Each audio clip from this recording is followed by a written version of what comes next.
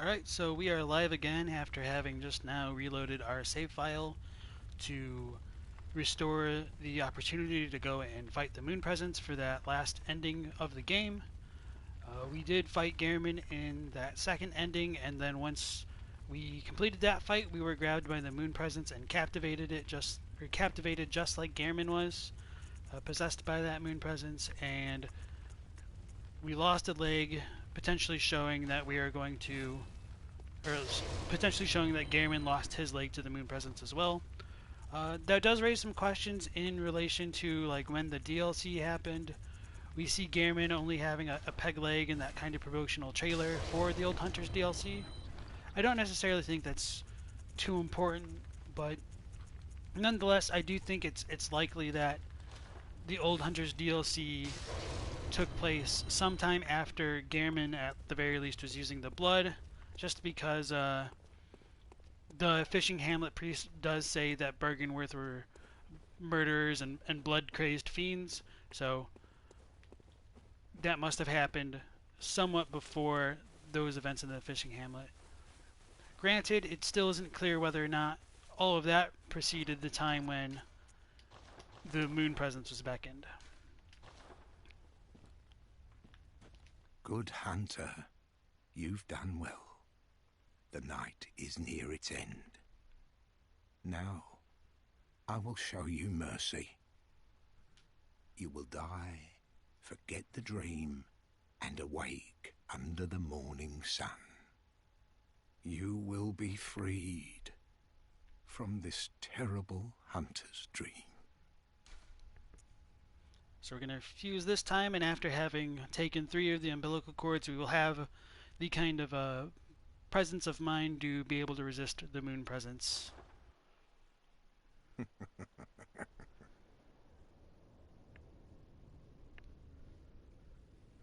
Dear, oh dear, what was it? The hunt, the blood, or the horrible dream?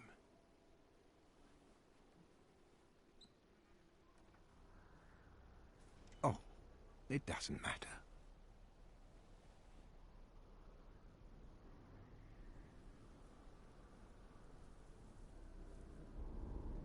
It always comes down to the hunter's helper to clean up after these sorts of messes.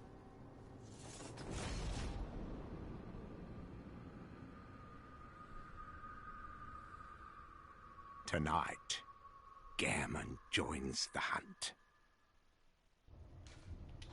I love the cinematics of that little cutscene right there.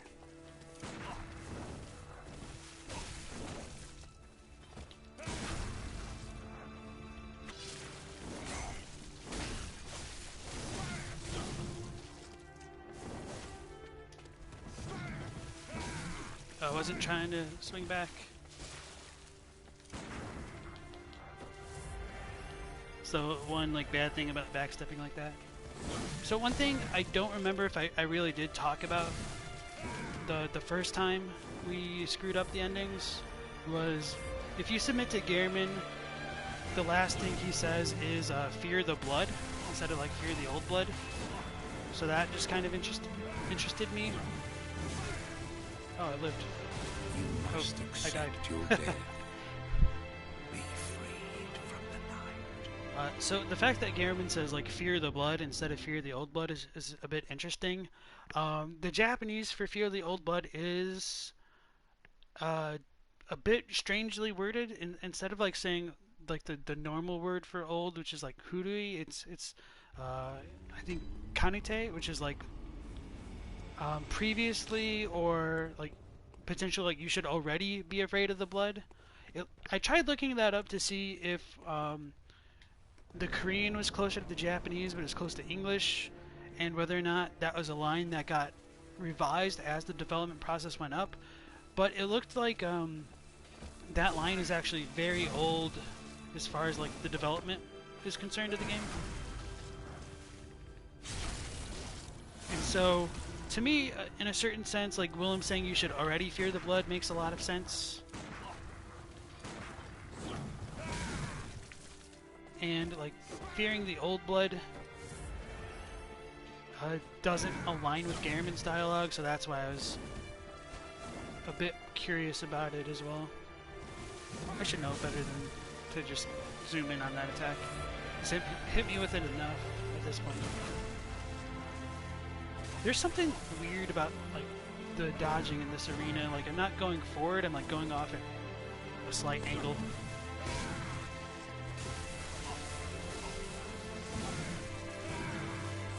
You must accept your death.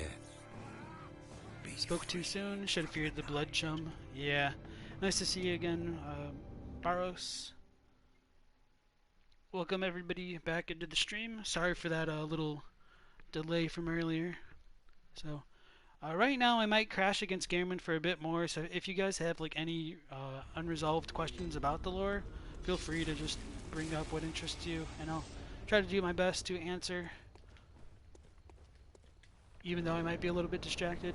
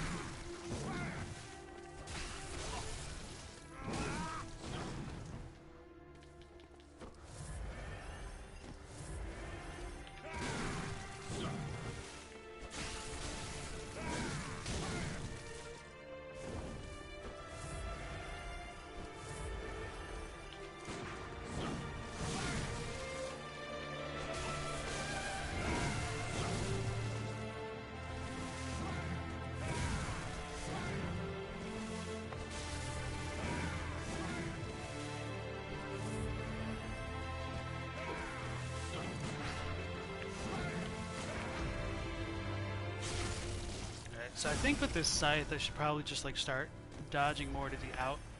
Or start away rather. That's the word.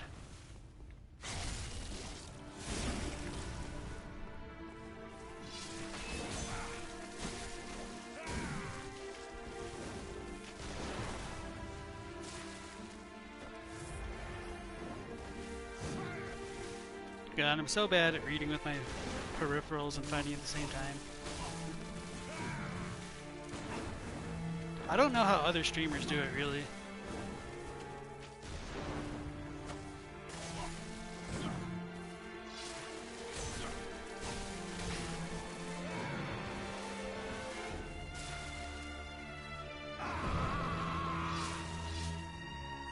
Oh, too slow. It's probably a bad idea. Okay, it worked out.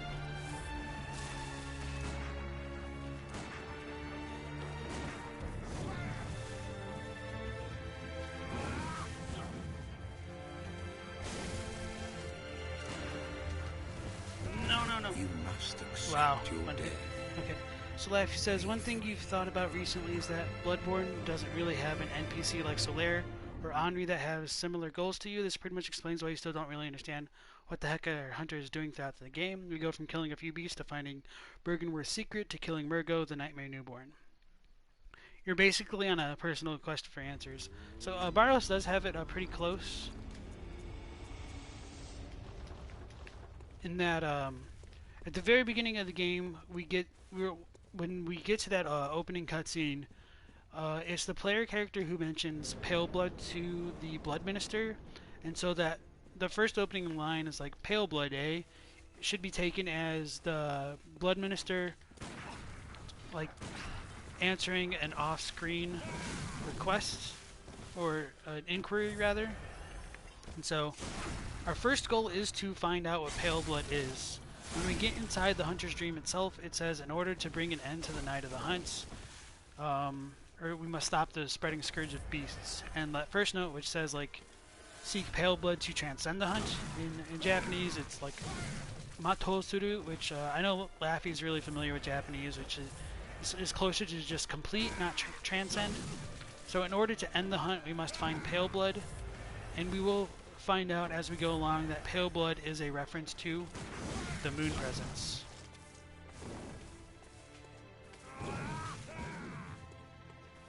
So The spreading scourge of beasts is also tied into the moon presence in that its proximity to Yarnum, damn it, is what is causing people to transform at increased rates, because the notes that pertain to Old Yarnum relate to that as well. And like the one we can find by the chart hunter set talks about the night of that red moon, so that should be like the explicit confirmation that what happened in Old Yarnum was due to the red moon, and that red moon is affiliated with the moon presence.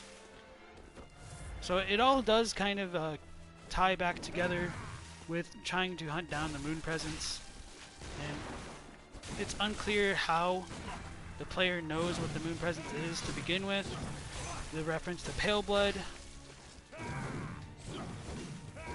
and so that's just kind of something we have to take for granted, is kind of like a MacGuffin to continue on with the story.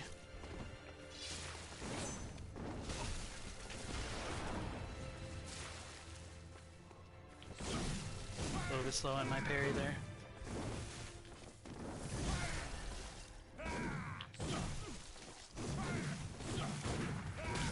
You must accept your death. So Sundry Sadman says, you missed Murgo's loft area. Did Yosefka's blood vial showing up in a chest come up? Yeah, we did talk about it briefly, and I didn't finish Laffy's question. I did get a bit distracted, so I'll try to finish up with that and then answer Sundry Saturn's question. So with the whole idea of everything being connected to the moon presence, when we eventually get brought to Yahar Ghul, we're given a hint that madmen are toiling surreptitiously in rituals to beckon the moon. The Japanese note for that says like that those rituals are being hidden, and that the concealment of the rituals must be broken. And so, since the moon, aka the moon presence, is being beckoned, like that's our ultimate goal in trying to find pale blood. So in order to progress with that, we have to break what is concealing those rituals, and that is Ram.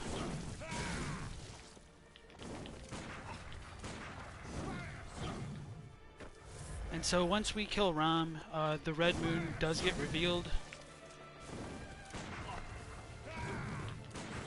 Okay, yeah. Need to dodge out for that.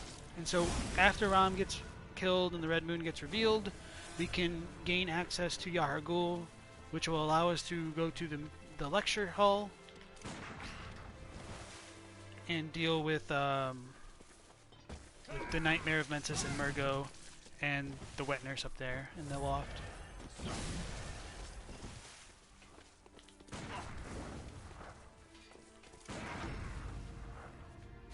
See, I felt like that time, like my timing really wasn't different. I don't know what I need to improve on for that.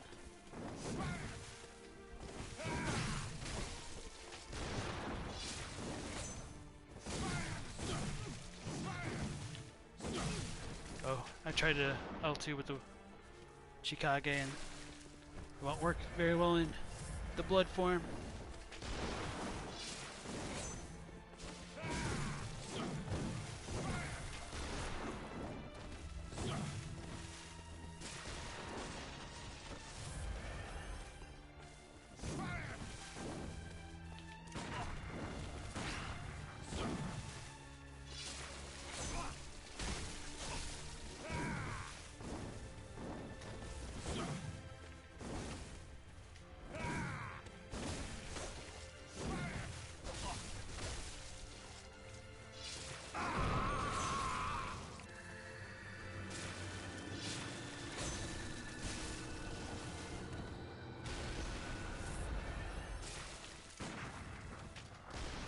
Whew.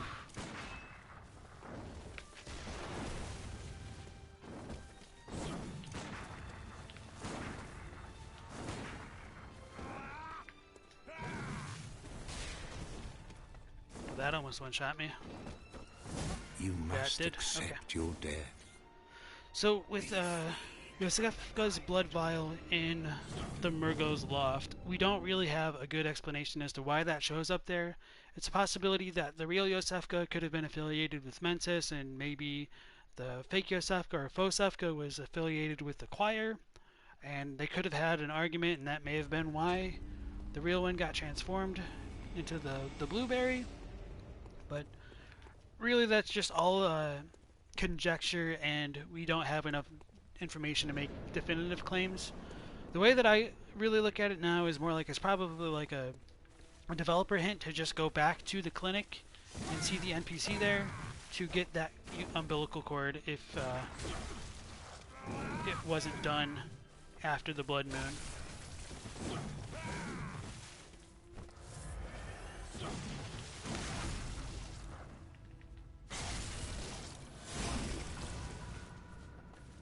So that's the way that I look at what's going on with that blood vial.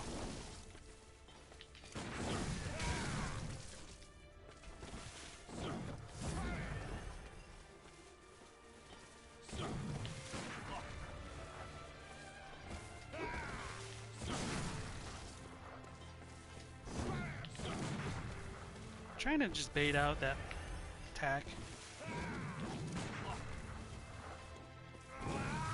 But I'm failing. It's like my first kill was a fluke or something.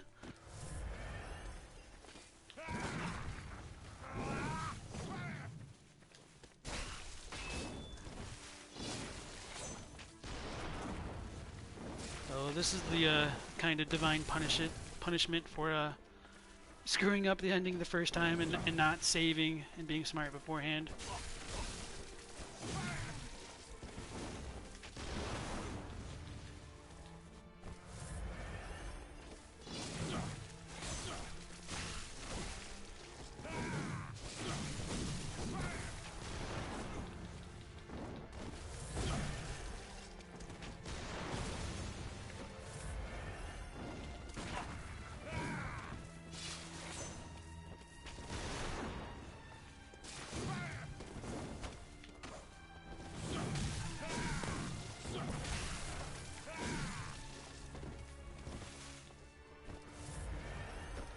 Makes sense. Thanks for the response. You're welcome. Thank you for the question.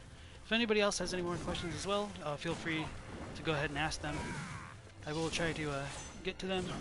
I'm pretty bad at reading and fighting, so it might take me a second to see it though.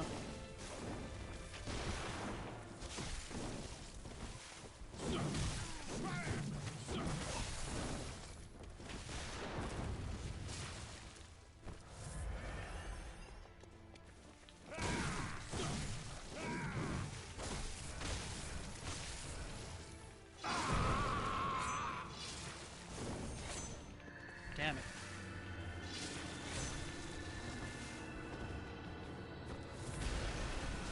Oh.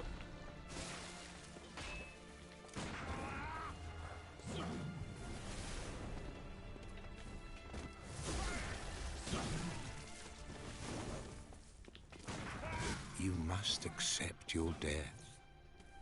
Be freed from the night.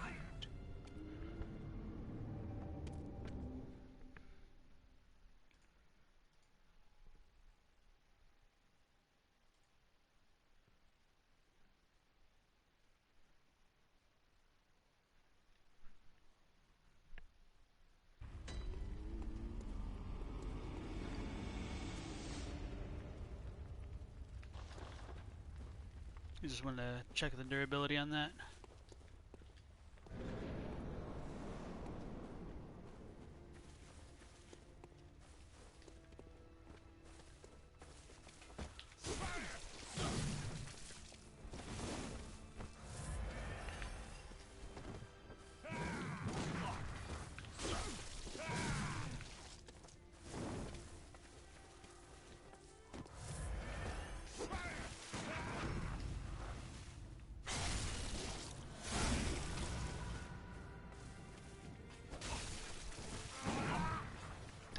That was interesting.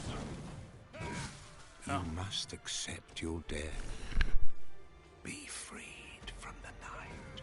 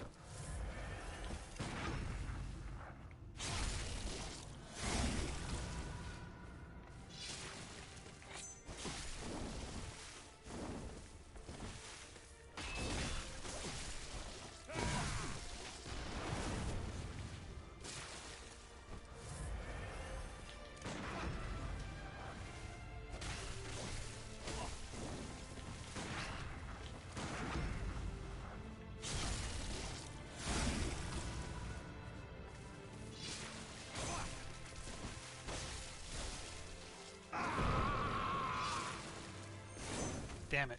Just a little bit slow.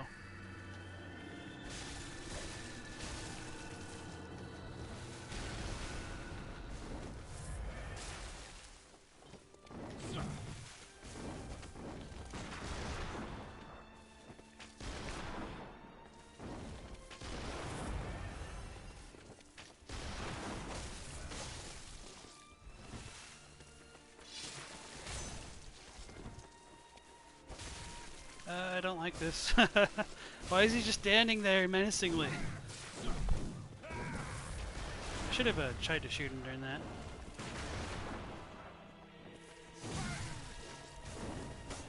I broke him, I wish.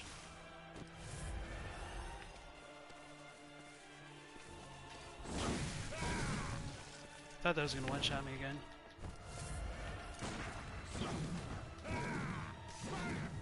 Whew. Scary.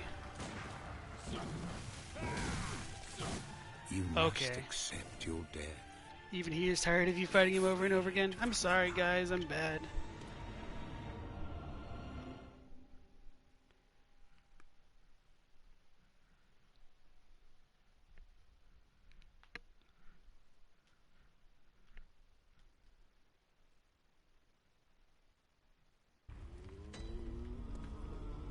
The things I do for the sake of the lore. Why Garamond's outfit changes during the cutscene? That's a good question, and it's nice to see you again as well, Garamond. He just has two different models, and it is kind of funny that you notice that because a lot of people don't. It's pretty easy to overlook.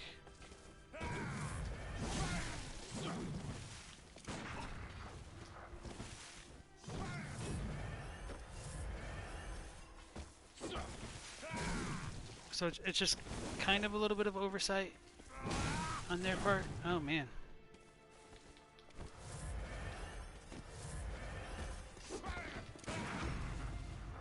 It's like so feast or famine with him. It's like you either start kicking his ass or can't get a hit in on him.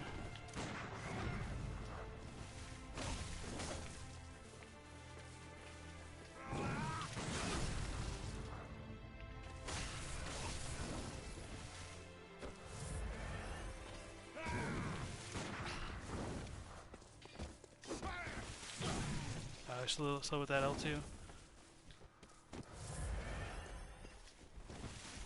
No.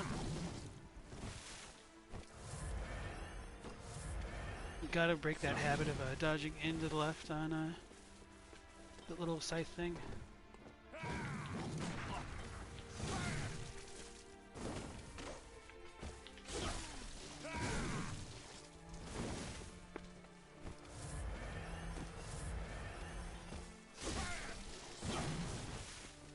I think I got saved by the floor a little bit there.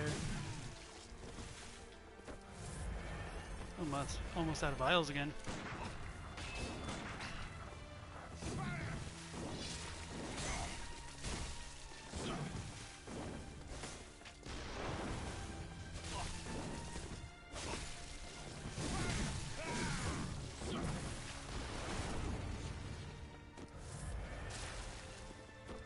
Should I just use like the Lady Butterfly strat?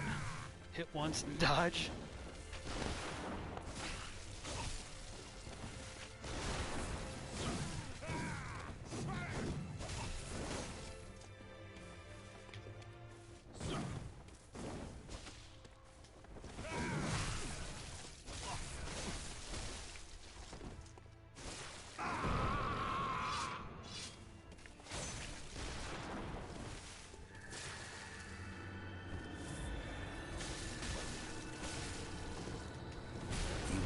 Accept too your close. death.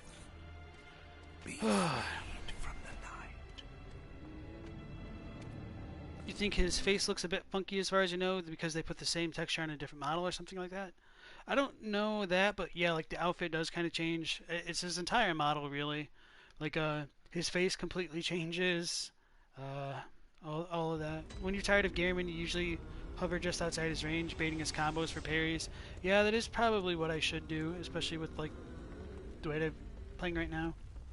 So I'll just make like a quick pig run. And I might equip like the visceral type runes to increase my damage on him. I don't know. So yeah, just to show off that I did like sequence break the game, my warps are a bit off, and we can show off some of the areas at different times of the day. Like I should be able to show off what's it called, the upper cathedral ward at a different time of day. I don't remember if enemies will spawn there.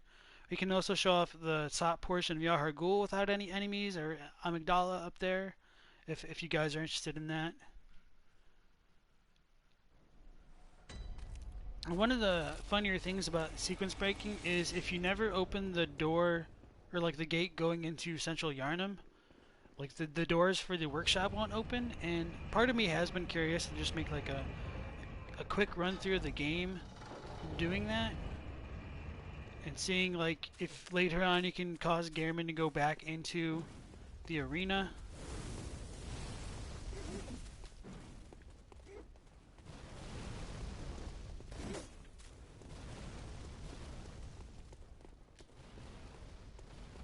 I should have gone to the other warp, but I wasn't really thinking too much.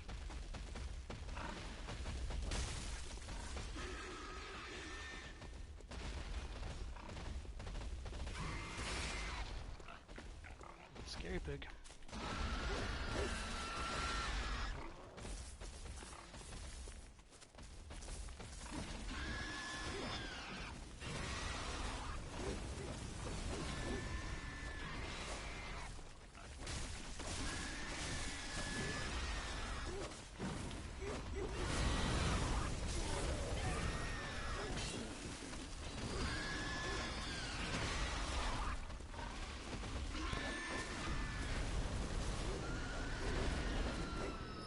I should have let it fight these other guys.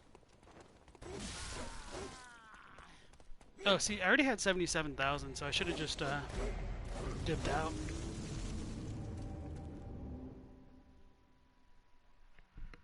Okay, so I'll go through like the smart way and then just the one run, and that'll be plenty of vials and bullets.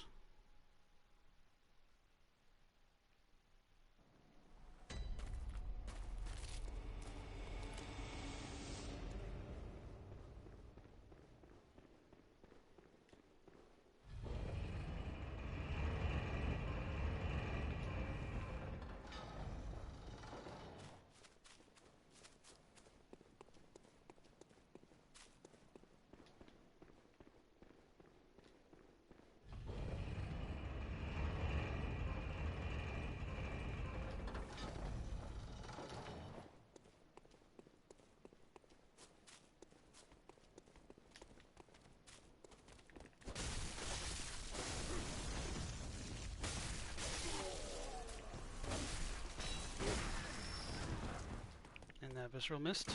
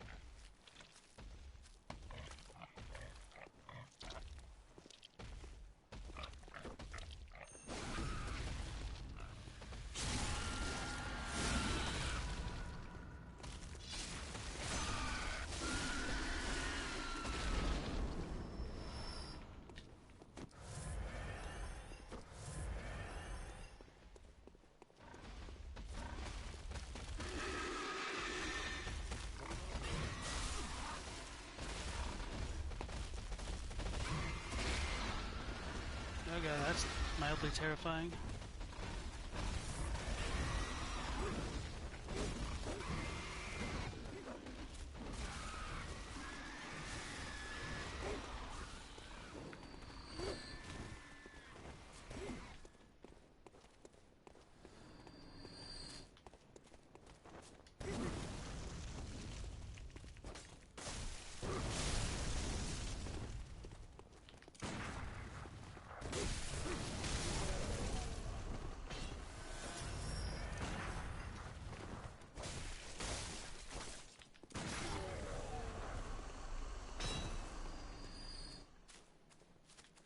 just want to make sure there's any items over here.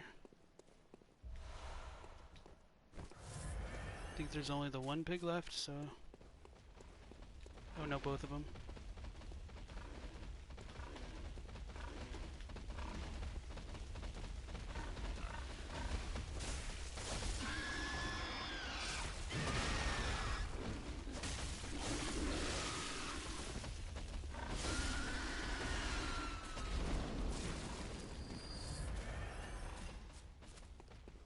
Alright, I'm done with this.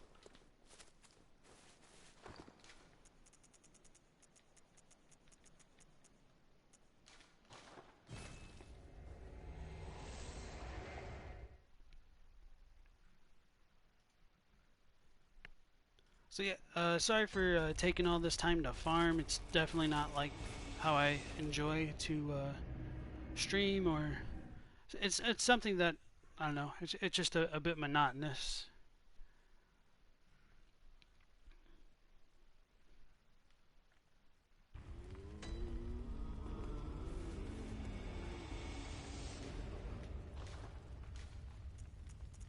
So I won't buy 300 of those, even though at this point it's a little bit tempting.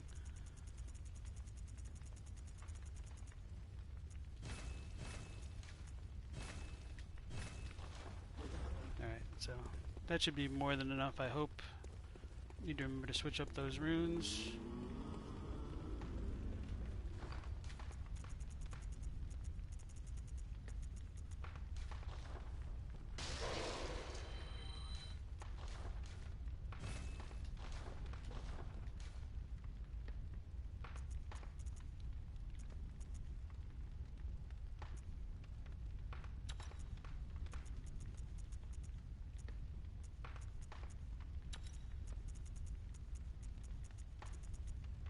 What is the visceral attack? 20%? Whatever. The farm isn't bad. That was pretty optimal, to be honest. Yeah, in New Game Plus, you really get like a ton more echo for very long. I just had to not be so bad at it, dying the one time.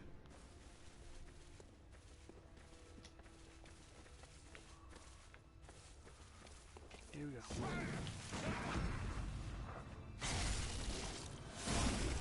Yeah, so that's a decent chunk of damage. Oh, nope, stuck on the wall.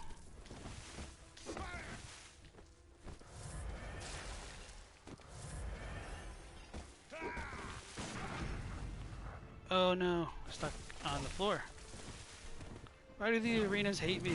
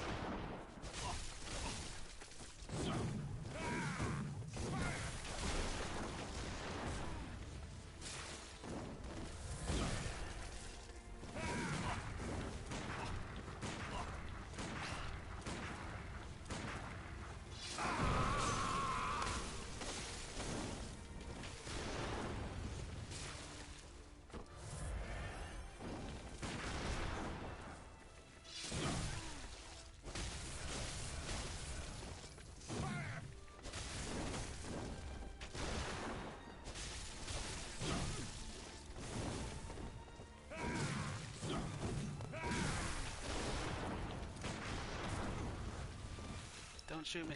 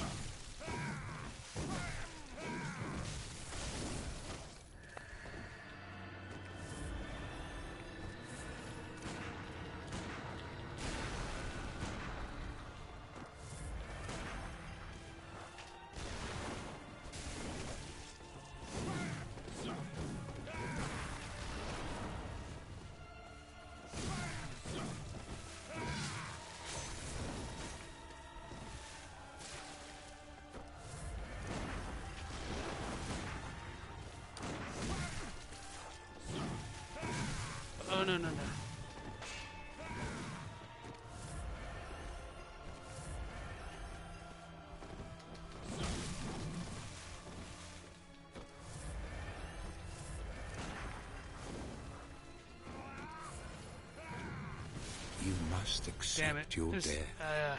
Shouldn't have used the emergency bullets. Freed from the night. As soon as he jumped up, I was like, oh no, I'm not going to be able to avoid this.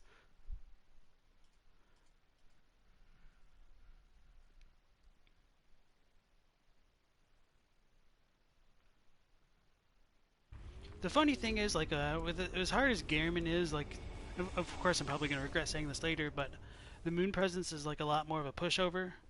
I think she was probably harder at some point in development, and they probably just didn't have enough time to like really balance her properly, because she was supposed to be like a multi-phase boss fight at some point.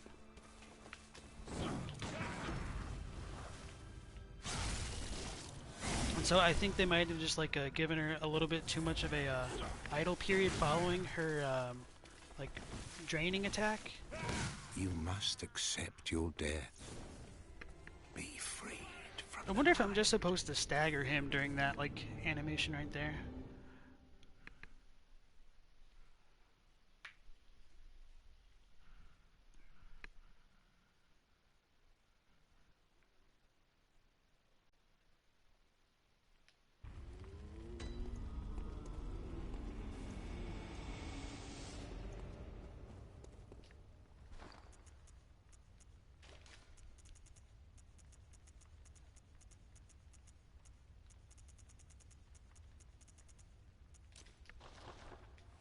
Probably should have used the bone marrow ash a while ago.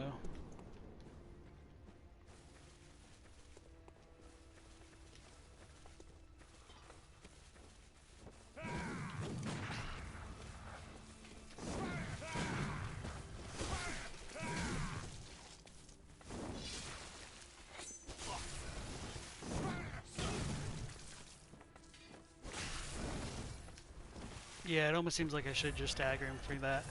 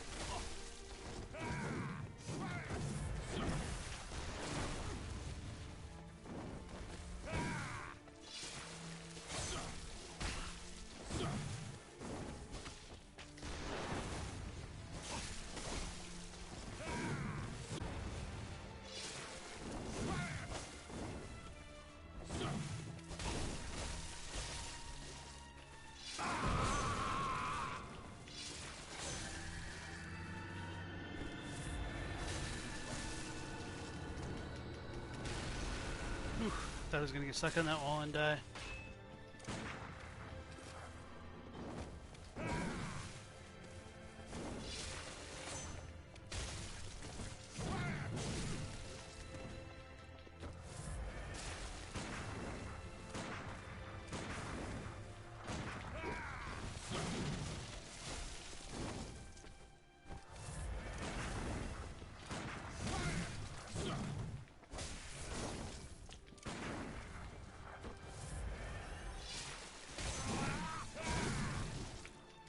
No, no, no, the blood. Okay, I thought I was gonna drain to death.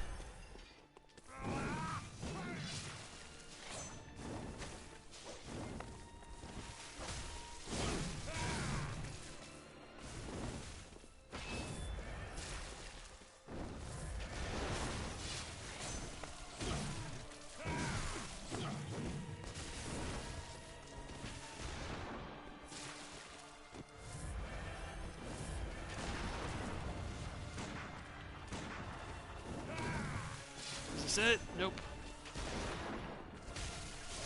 the night. Finally, jeez. And the tree will long. So yeah, it's unclear if he beckons towards that moon when he dies. I think it's a possibility. That only took forever. And this time the moon presence comes down, red moon still behind her. But when she grabs the player, we were able to resist her possession, and she becomes aggressive and will attack. You can see like the kind of like small skeletal wings coming off of her back. It does resemble an amygdala's a little bit. So I think the idea of embracing infants or surrogate children is reinforced just through these two endings and how the moon presence seems to hug or embrace the character as she pulls them in. Thanks for the GGs, everyone.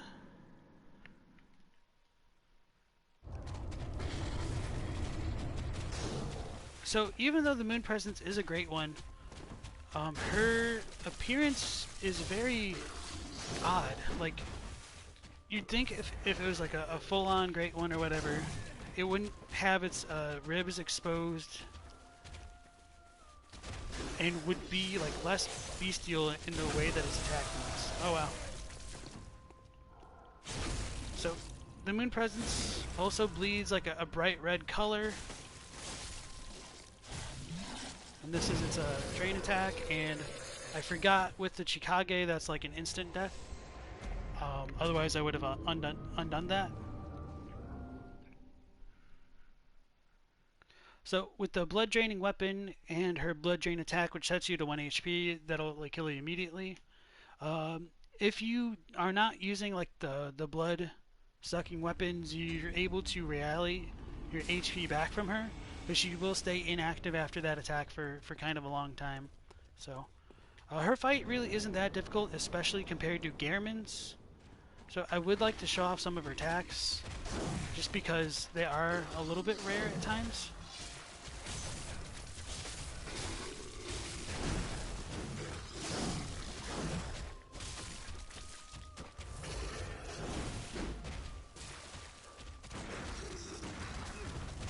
I wasn't necessarily like trying to visceral her or stagger her. So you can also heal during that if she doesn't hit you with some of her other attacks.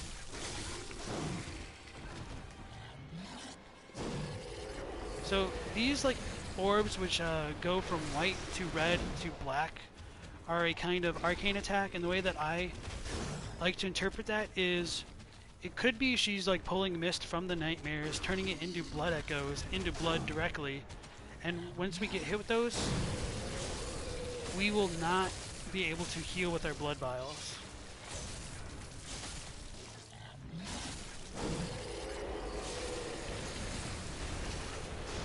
So it rains blood, and it turns into like that black mist.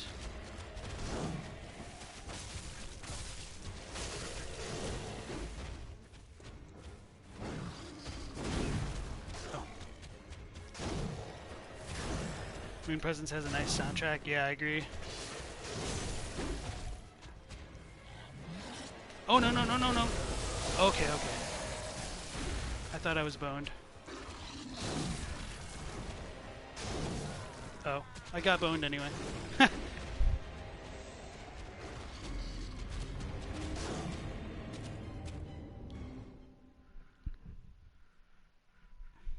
So yeah, as you can see, like, killing her is a lot less intensive than the Gehrman fight, at least for me. I know that's like kind of talking big after dying, but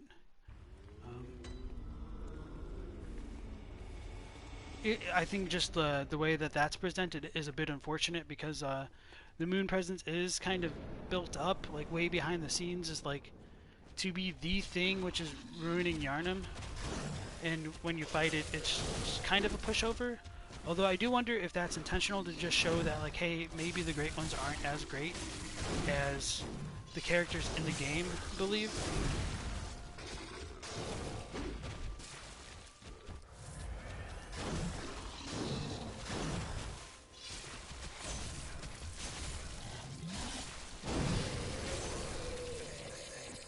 I meant to just rally attack my HP like that. So that's that arcane attack again. It goes into like the blood echoey mist into blood directly, and then these echoey type misty balls will come out of the ground, gradually turn into a blood and like a kind of black rain which follows that. So she does have some really cool attacks, and it's just a kind of a oh, I had my blade out. I thought I didn't.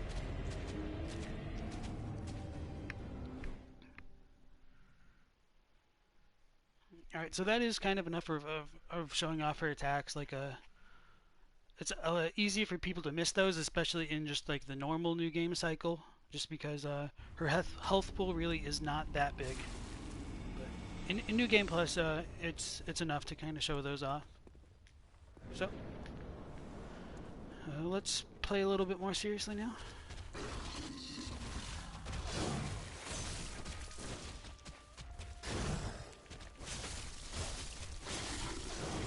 And like almost all gigantic bosses in the game, like staying close and on their tails is pretty effective for the most part.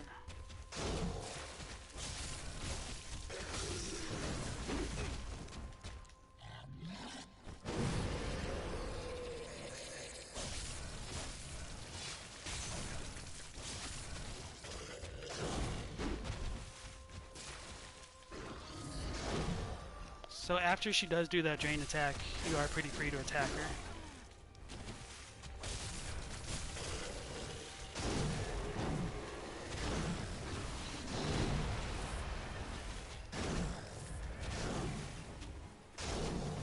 So I like the idea behind that, where like, if you know about the rally mechanic, it becomes a bit trivial, but if you don't, like, you can still get very heavily punished. So now that I did get hit by that, oh damn, the orbs, I wouldn't have been able to heal. There's like that little status icon at the top left. It's kind of hard to make out what those are, but it's also notable that the Moon Presence is not typed as either a beast or a kin type enemy, so it doesn't really take any increased damage from fire or bolt as far as I know, or like the kin or beast hunter gems. So her status as a Great One is a bit of a mystery in the way that she brings about beasthood in the people of Yharnam and causing people to transform. One way that I like to think about it is potentially like the moon in real life having like effects on the tides and things like that. Perhaps her proximity can kind of cause a tidal effect in the people who've taken the blood, and that's what causes their beasthood transformations to bubble forth from the depths.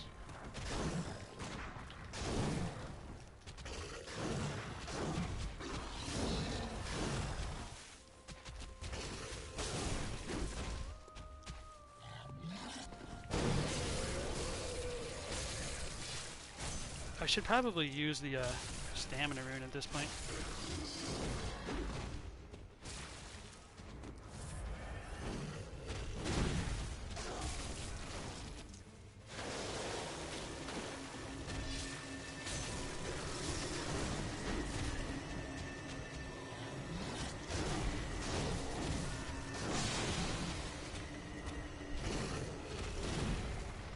Just trying to heal instead of dodge. That's my fault.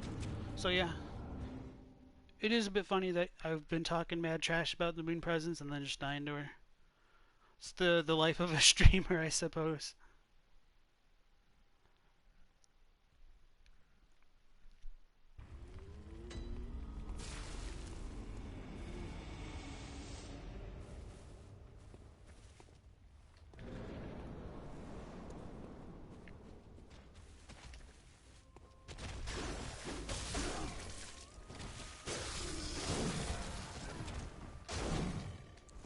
So one reason why the Moon Presence is also compared to like Beast a lot is like when she attacks, she kind of snarls like what you'd hear in a Scourge Beast.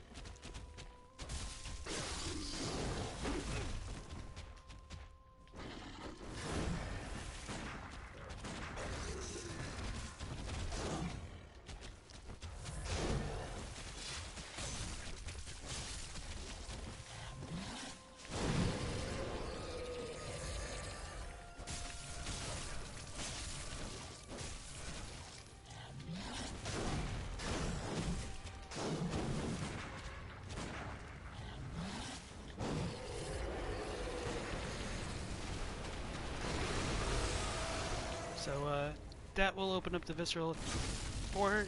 You can just shoot her head. Javelin's good for that.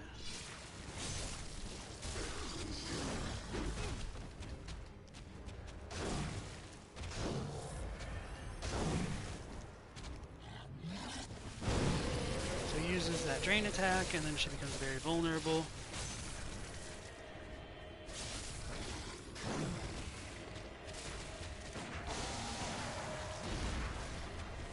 And then that's the fight.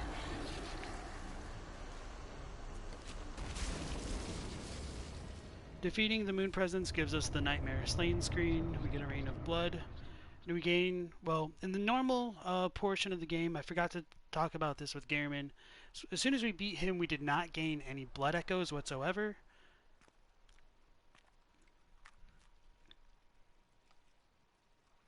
Are you cold?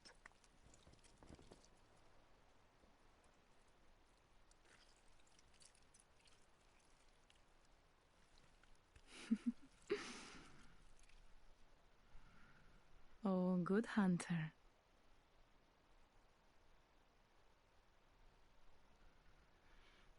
And then the doll finds our Great One infant slug-like body just chilling on the ground, literally because we're cold. And we ourselves have ascended into the state of a Great One after having defeated the Moon Presence. So when you do kill Gehrman, you don't gain any blood echoes in the third ending. You only get the blood echoes after you've killed the Moon Presence. So one question that brings up to my mind is whether or not the Moon Presence has been sucking the blood echoes or just the blood out of things in general.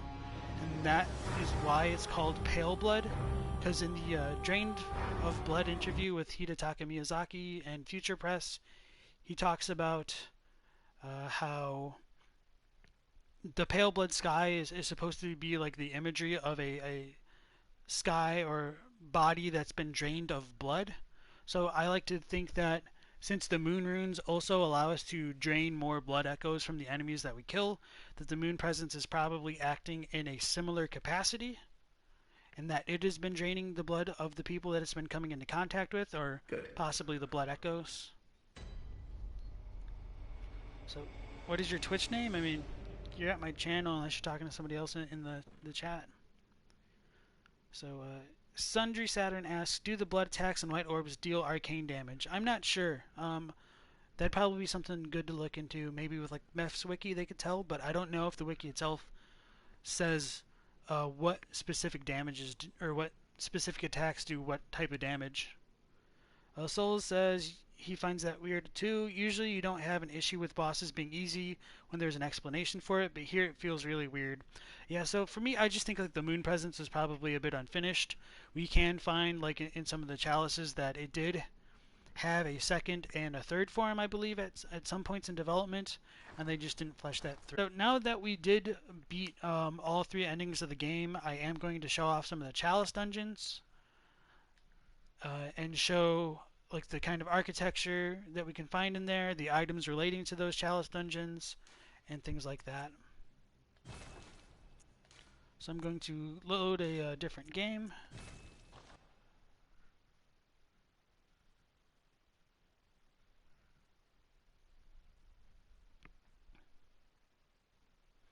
And so, having taken the three umbilical cords and transforming into a Great One is another kind of mystery in this game. It's unclear why the umbilical cords were necessary for that step and why we don't transform into a Great One before fighting the Moon Presence. One idea I have along that line could be that the Moon Presence is blood echoes are what we needed to transform our physical body into that of a Great One. But that's just kind of conjecture. I don't really have a good idea of why or when that transformation takes place.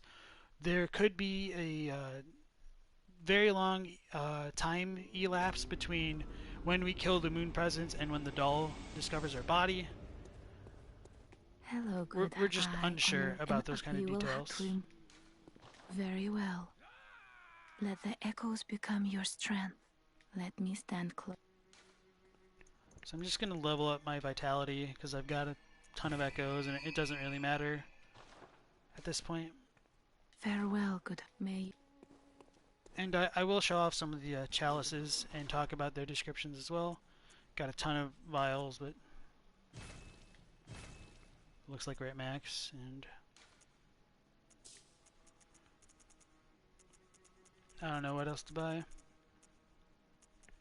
So in the shop for this game, we can access like all the ritual bloods, so we can see a progression in the skulls that pop out of them. I do have enough arcane to use all of the weapons and items for the hunter tools. And so this is tomb mold. We can find a lot of this in eyes, and this like grows on the body of like the little Romlet by Ebrietis in the Altar of Despair. So I would also like to show off like the cold blood flower buds, because I think they might be analogous to the kinds of flowers that we could see in the Lumen Flower Garden and the Lumen Wood Garden in the DLC. This has a little bit red in the center because it looks like it's been smeared with blood. And these are pale vegetation, commonly grows on cold blood in a place long ago for abandoned, that has bloomed into a bright Stygian flower, and Stygian means like associated with death and things like that. So we're going to go into a chalice dungeon and explore a bit. I'm going to maybe show off one of the Eyes chalices and a Pthumerian Isle. Looks like I need to go online for searching by glyph, so that's what we're going to do real quick.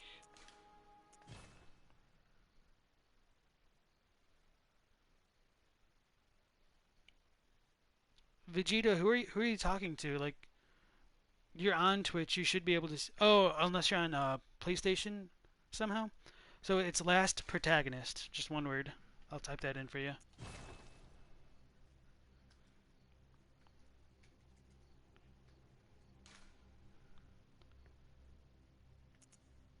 Oh, did I don't remember if I hit online or offline right there.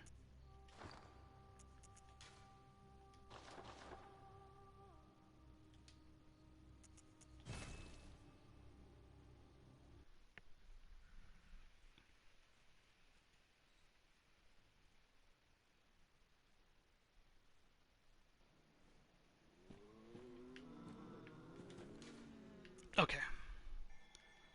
So this is a glyph to access the Pthumerian Isle Root Chalice, and I guess it'll be nice to show off like some of the online features, so we can see like notes that have been left by actual players and things like that. Because you don't really get a whole lot of that with the offline mode.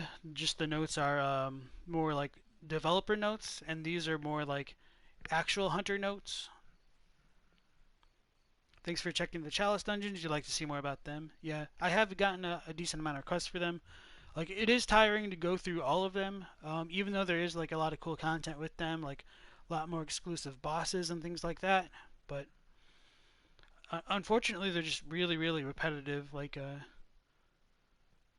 if there were maybe only like 3 main chalices, that probably would have been like perfect to show off the different areas. But it's just like a ton, like 15 to go get the chalice or the platinum, I think. So this is a Pthumerian Isle, and before exploring too much further, let's just go ahead and look at the chalice descriptions. I'll go ahead and read all of them in kind of an order. There will be a bit of overlap with some of the descriptions, though. Mayuka Kurane asks, would the way you describe the blood echo absorption of the moon presence mean that hunters are used as explicit temporary vessels for collecting blood echoes?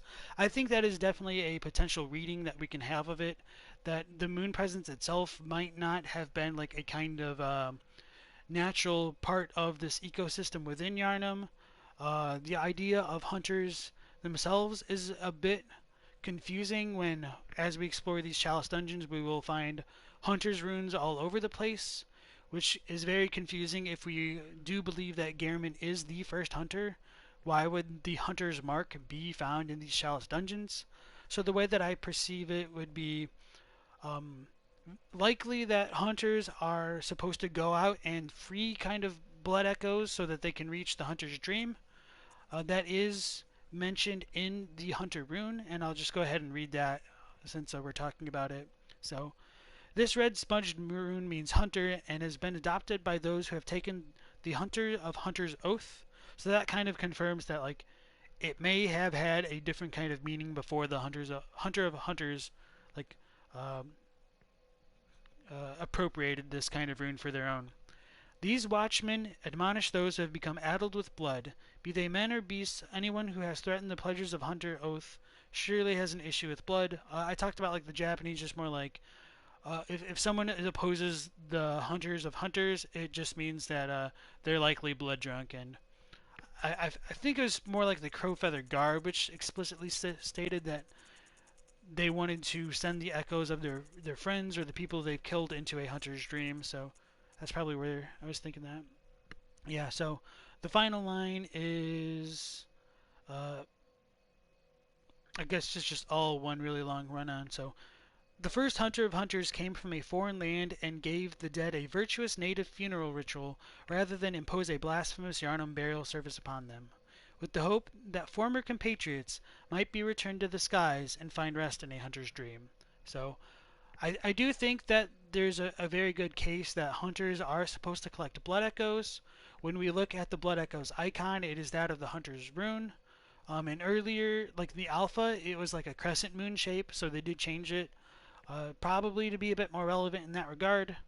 Hunters go out and uh, kill things to absorb their echoes. Echo fiends are hunters by a different name, things like that. And so, if the moon presence is kind of a more of an evil type figure within this realm, it could be that it's just been trying to usurp all of the blood echoes that the hunters were supposed to set free.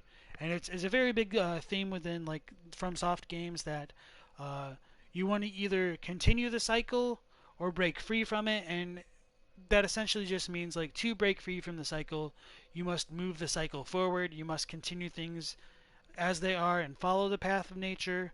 Like in Dark Souls, Gwyn may have committed the first sin by linking the fire or inheriting the fire, which means like he stopped the natural order of the world by stopping the normal cycle of fire going in and out of existence.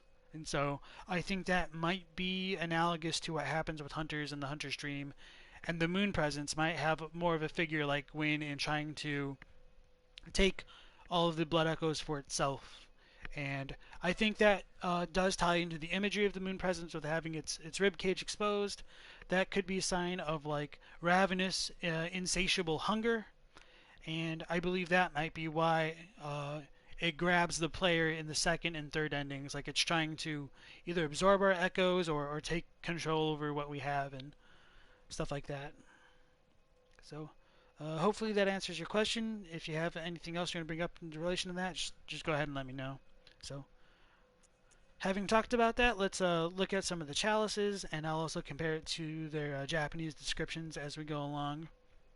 So, the Pthumerian Chalice is a ritual chalice found in the Church of the Good Chalice, used in a ritual at the tomb altar in the Hunter's Dream to break the seal of the old underground labyrinth. Let the chalice reveal the tomb of the gods, let blood be the hunter's nourishment, and let ye partake in communion. And I had mentioned this when we first received this item way back when. I believe that the final two paragraphs is saying essentially that it's the blood of the ritual chalices, or the chalices, to open the tombs of the gods, and that is what the hunters partake communion from. So, in other words, ritual blood is what the hunters imbibe to kind of gain that strength. And that gets supported in different ways throughout the text if we consider that blood echoes are the dying wills of blood in Japanese.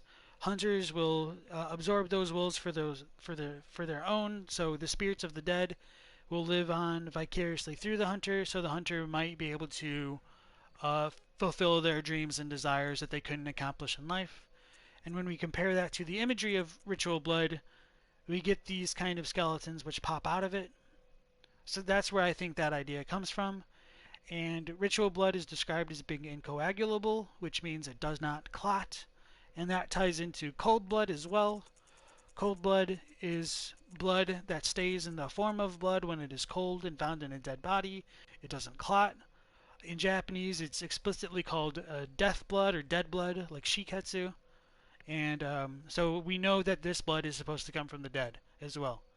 So I think just ritual blood is also blood of the dead that's just used for rituals.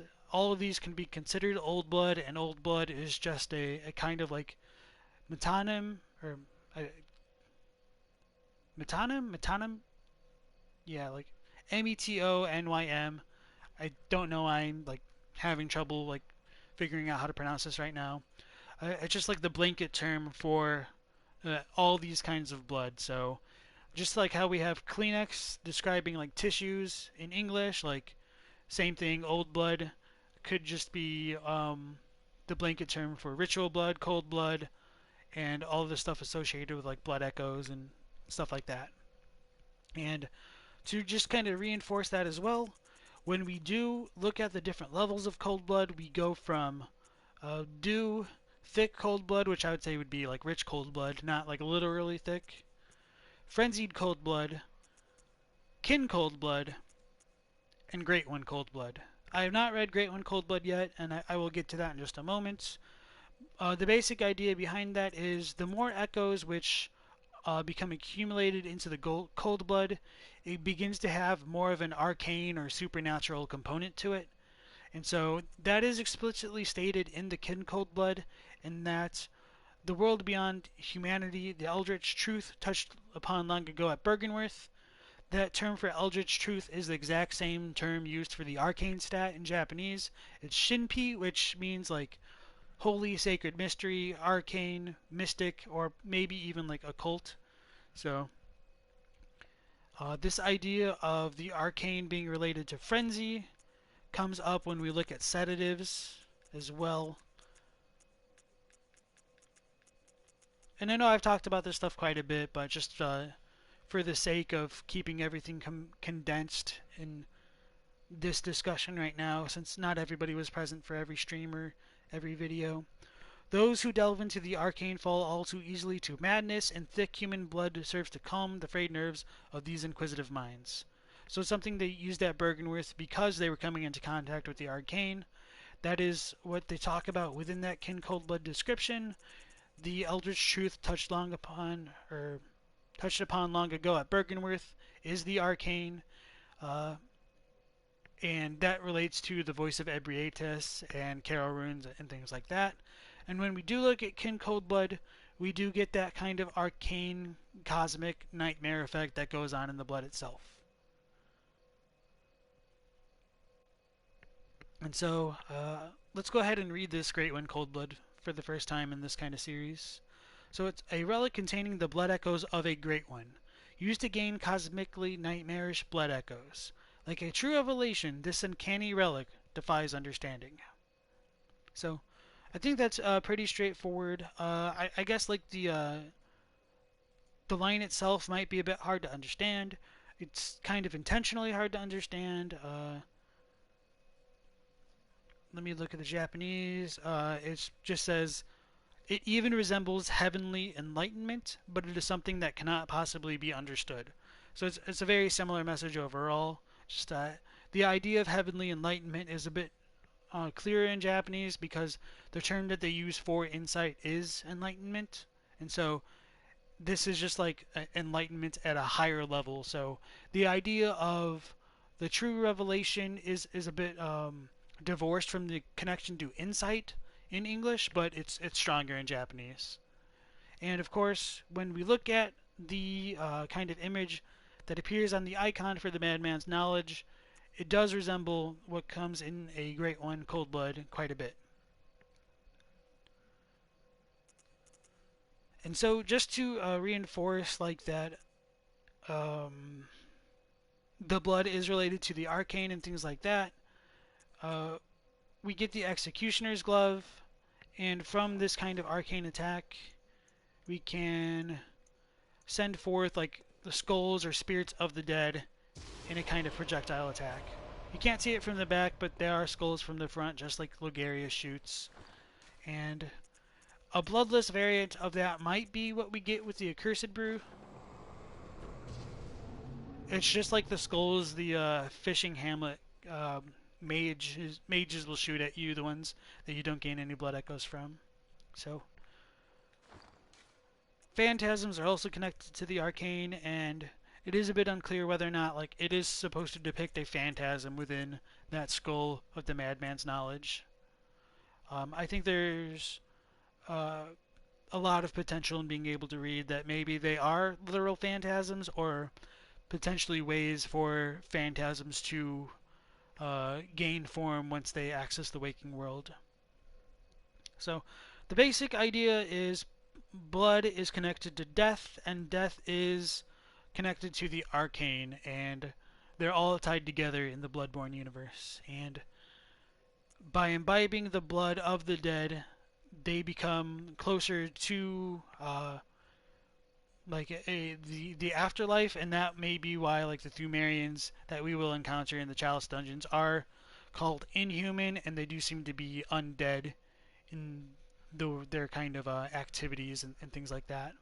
So that was a mouthful. If you guys have any questions about that, go ahead and let me know. And then let's just look at some of the other chalice descriptions. So we've got the Pthumeru root chalice, and root just means like it's all-encompassing. It's kind of like a pan chalice. Root is a pretty good word because when we do look around down in the chalices, we kind of see like a bunch of roots from trees. So another idea is like a root extends further and further underground, and since these chalices are underground, I think it makes for some pretty good imagery. Even though it might be what goes on with these rituals is like more like a general purpose thing and like an all-encompassing ritual, so you can access like any chalice. That's what they were trying to go with that name, but I don't know. Sometimes you're just kind of like locked into one interpretation, and no matter what you choose, there's like pros and cons to both. So this is a root chalice that breaks multiple labyrinth seals. Root chalices used in rituals to break old labyrinth seals are said to change the labyrinth's form each time. The old labyrinth was carved out by the Pthumerians, superhuman beings that are said to have unlocked the wisdom of the Eldritch Truth. And as you may imagine, Eldritch Truth is not a term that appears in Japanese. It always refers to the arcane, or like what they use for that arcane stat. And instead of saying superhuman in Japanese, it uses hito no nanu, which means like literally did not become human, or just inhuman would be a more natural reading of that. So there is something about the Pthumerians which caused them to become inhuman peoples, and they're the ones who carved out the labyrinths and the underground ruins and things like that. And so I think there's a possibility to say that the reason why the people in the Pthumeru chalices don't become scourge beasts is because they are called inhuman, and humanity seems to be tied to beasthood as what's revealed by like the beast roar hunter tool.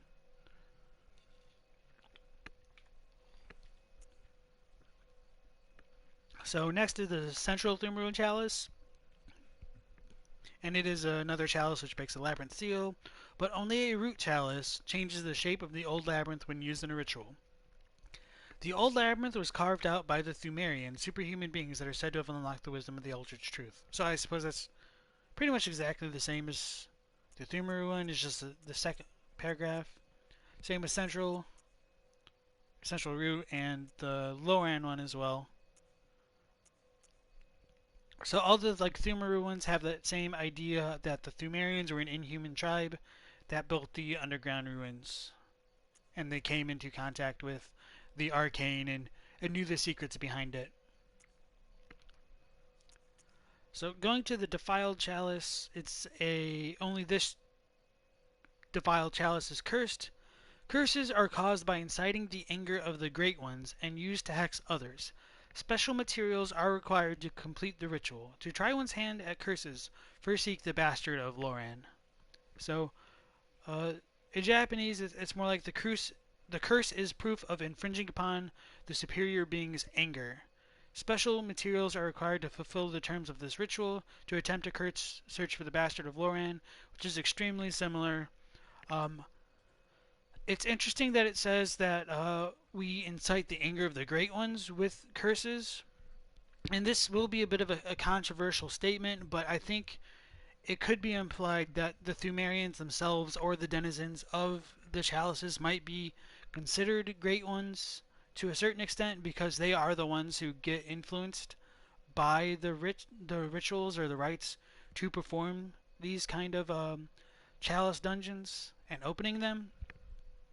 And I will go into a bit more depth with that later. I don't fully buy it, but I just kind of want to throw it out there as a possibility to keep in mind. So the cursed and defiled one is a cursed chalice makes special ritual possible but must not be used lightly, as the resulting transformation can be utterly drastic. The old labyrinth was carved out by the Pthumerians, superhuman beings that are said to have unlocked the wisdom of the Elder's truth. So that just ties back into the other Pthumerian Chalices descriptions. And alright, yeah, that's pretty straightforward. And now we get to the Great Pthumerian Isle Chalice, which I will have more to say about that as well. It says great chalices unlock deeper reaches of the labyrinth. Pthumerian Isle was the title of both the Pthumerian monarch and its capital. This reveals that while early Pthumerians were mere humble guardians of the slumbering Great Ones, their descendants felt entitled to name themselves a leader. So the Japanese for that does differ quite a bit. It says Pthumerian Isle means Pthumerian king or royal capital. It may be proof that the Pthumerian civilization's descendants, who deified the sleep of superior beings, at least tried crowning a king. And just as a bit of like a translation note, like the kanji that they use for king typically does mean king, but it is technically gender neutral. So just a ruler or a monarch is what they're talking about. And when we do encounter Queen Yarnum, she is just, well, she is called the queen. It will say like in the root chalice for this that uh, the Pthumerian monarch was traditionally a woman, so for the Isle chalice, we could assume that this is talking about a queen as well. And the other important part about it is, what was I going to say? Pthumerian Isle was the title of both the monarch and its capital. That does. Okay, so it's in the root chalice where the real difference lies. So let's look at that one. Root chalices used in rituals to break old labyrinth seals are said to change the labyrinth's form each time. The Pthumerian monarch was traditionally a woman who assumed a name with classical roots, where it says in Japanese, it's like the ruler of Pthumeru is traditionally female. It is said her name was inherited for generations. So, the way that I perceive that, it could mean that the name Yarnum itself was passed down amongst the leaders. It might just mean that Isle was passed down amongst the rulers, the monarchs. Either way, does lead to some interesting possibilities. So, for example, Murgo might be Yarnum, just as well, or like it could be Murgo suffix. That could be like their family name. So, the idea that the city that we're in being called Yarnum instead of like Thumeru Isle or something like that is just one of those kind of interesting discrepancies that we have to piece for ourselves in trying to examine the lore of each area. So the Sinister Isle is pretty similar. We just haven't talked about any of the Sinister bells yet.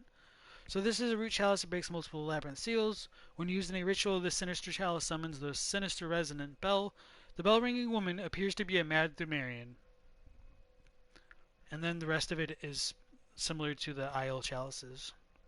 So this does identify the Bell Maidens as being Pthumerians to some extent. It's curious that we can find a portrait of one of the Bell women in Canehurst, although she's much younger and isn't turned into like a skeletal type woman or things like that. So I do wonder exactly how strong Cainhurst's ties to Thumer was, and why we can find the Bell Maiden seeming to work in conjunction with the School of Mensis in Yahar'gul. So this is the Hintertomb Chalice.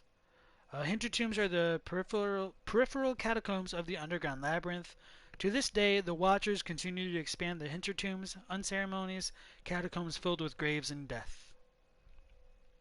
So, in Japanese, there's a little difference. It says diluted rituals border death and the grave, and the idea behind like diluted rituals would just mean like the ritual blood that we're using for like these chalices is not as thick or densely packed with like spirits of the dead as the other chalice rituals. Nonetheless, like the Watchers that they're talking about are like the merciless Watcher captains, and they're just like um, guardians of the chalices. So the root chalice says the Hintertombs are unceremonious homes to graves and death, cesspools of noxious snakes and insects. And I like that because that might give us some of a better reading into what happens in the Forbidden Woods. They might be closer to the Hintertombs, and that might be where the poisonous snakes and insects come from. In the Hintertomb chalices and the chalices in general, we will find some like Graveguard scorpions that like they almost look like they were men, and it's unclear whether or not they were men first or scorpions that gained a more man-like appearance, even though they kind of still resemble beasts. Interesting stuff to think about for sure. Uh, the lower Hintertomb chalice is the same as the Hintertomb chalice. And that one's the same as the root chalice.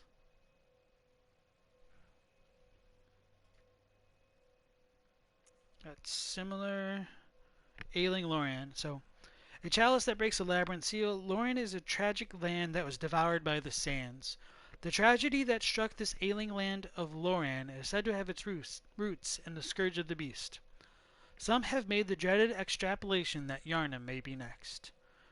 There is a small difference in the Japanese. It says, Lorien is a land of tragedy that disappeared in the middle of sand. It is said the cause of the tragedy was the scourge of beasts. Could this diseased land be the fate of Yharnam? So, semantically very close, just more of a flavor difference than anything else. The root chalice says, there are trace remains of medical procedures in parts of ailing Lorien. Whether these were attempts to control the scourge of the beast or the cause of the outbreak is unknown. And the Japanese is within various places of diseased Lorien, there are a few traces of a kind of medical care. Did it combat the scourge of beasts, or could it have been the catalyst? And I like that idea quite a bit, that what is happening in Yharnam was something that took place in another land much earlier in history. Of course, we should assume that this predated everything that happened with Gehrman, and since Lorien is crawling with beasts, it is questionable like how everything fits together, and I'm not sure if that's more of like just a failing on the part of the developers to just kind of explain everything, or if there is like something more going on with that.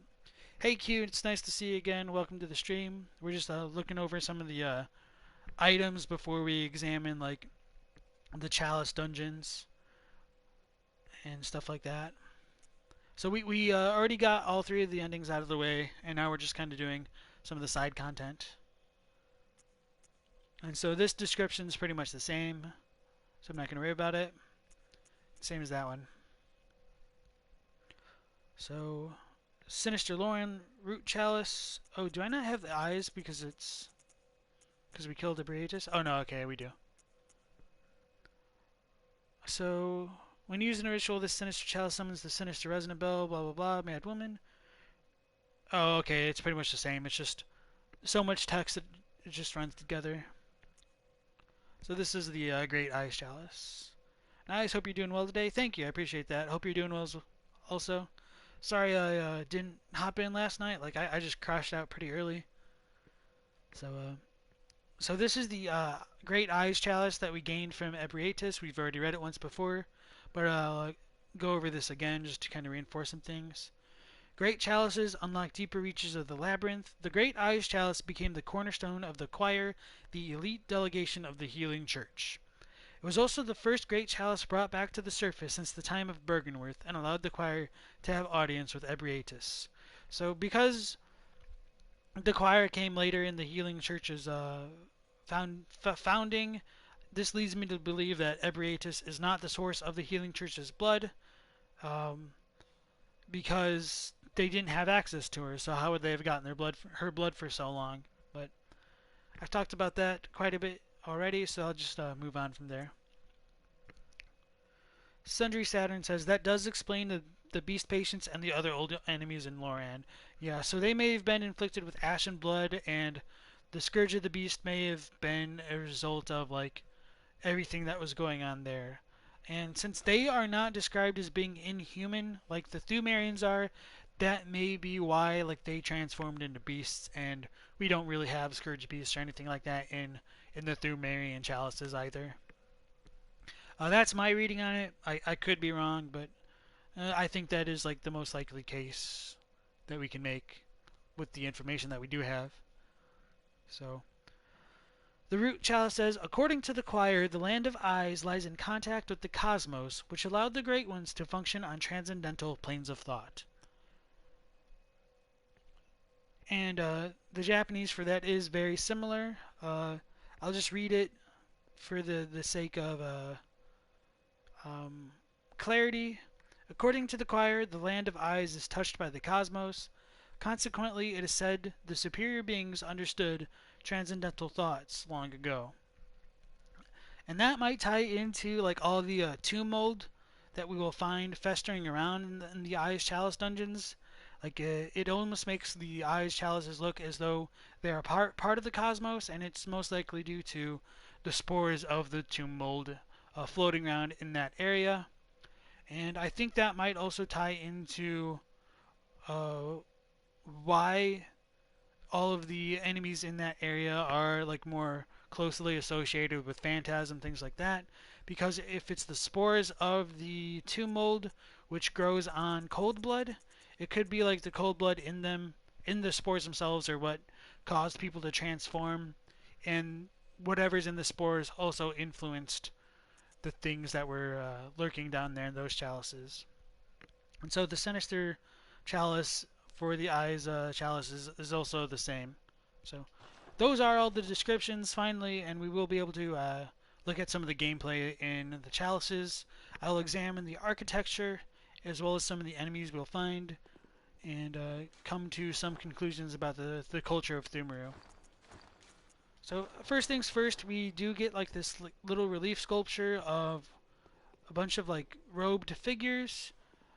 It's unclear if any of these are priests or, but it is given like some place of reverence with all these candles kind of like being offered to it.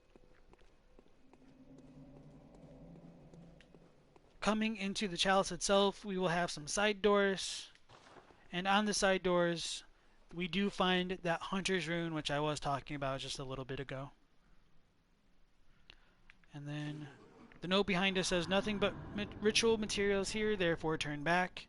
And so this is a root chalice that's pretty well known, so we will get a lot of like helpful tips from other hunters who have already come here and left their words of wisdom behind. I have come through the first layer of this chalice on my own once before. There is just ritual materials over there, I think like ritual blood level 5, so I'm not going to worry about it. These statues which lead into the chalice dungeon itself, we can also find one in the Hunter's Dream, the workshop. It does seem to have like a little bit of a scar on its head, as though like its head was cut open. I don't remember if that's just present on all of them or not, but that imagery of Pthumeru does show up throughout the game, and it is given quite a bit of importance, even though we're never really clued in on what that importance really is. So on each floor of these ruins, we will be able to turn on these lamps and proceed from there to just deal with the enemies inside. We get a robed woman, or maybe it's a man, I don't know, I just assume it's a woman. And it will appear on like some of the walls as well. We don't get a ton of information about that. There are like these kind of banners behind them, but they don't really have like very recognizable like sigils on them. So coming into this next room, it is completely dark. I'm going to turn on my lantern.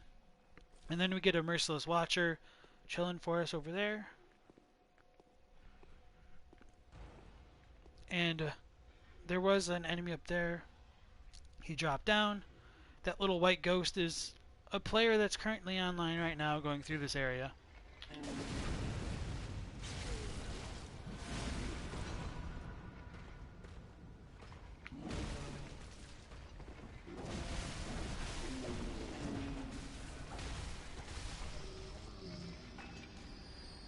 So, oh yeah, I already picked up all the blood vials, so can't pick up more than I can carry. And so these guys are Pthumerians. They have flaming weapons. They're a little bit hard to see in here. I'll show off some more Pthumerians as we go along for sure.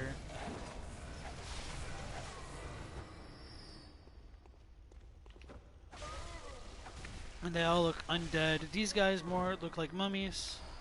They drop some fire paper for us. This is beware of a trap. And as we do go into some of these chalice dungeons, they will be filled with traps. This over here has 2 traps. There's going to be a pressure plate which activates this kind of guillotine that can do heavy damage to us. And this trap over here activates the statue, which will shoot a flaming arrow out of it. And this is another Pthumerian. Since we have a little bit more light, I might be able to show it off.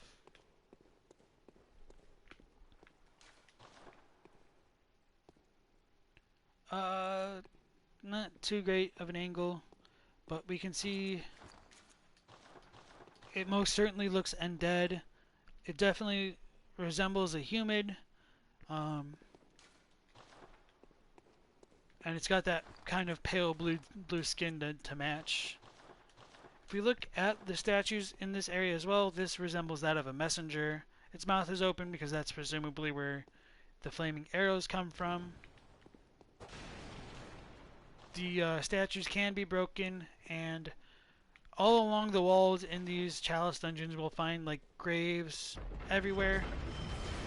It doesn't mean a whole lot, but one of the fascinating things about them is there will be a kind of progression of what will be like a hunter's rune on them. So this looks like exactly like a hanged man. It's got 2 different legs, arms coming out, and like a dot for a head. Whereas this looks like a more stylized version of that. The legs are together, the head's still in the middle. It's got those 2 little arms. And another depiction, and this looks like the hunter's rune that we can find on the final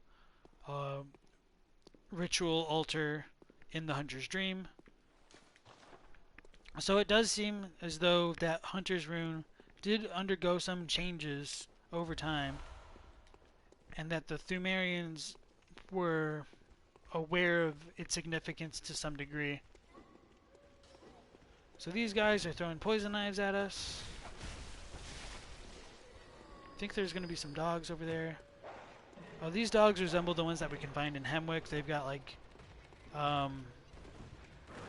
blades attached to them, strapped onto them.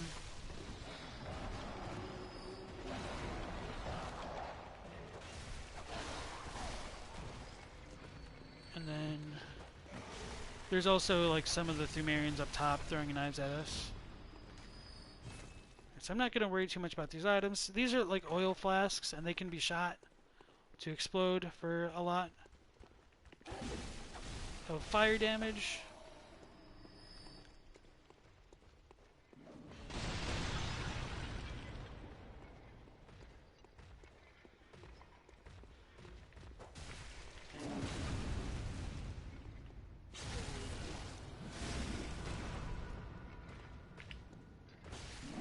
Oh, I thought I was going to kill it.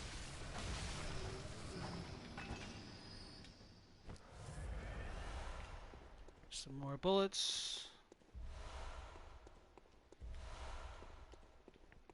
And so one thing that I would like to point out with this area, in addition to like finding all of those runes of like hanged men, there are a lot of hanged men themselves in these chalice dungeons.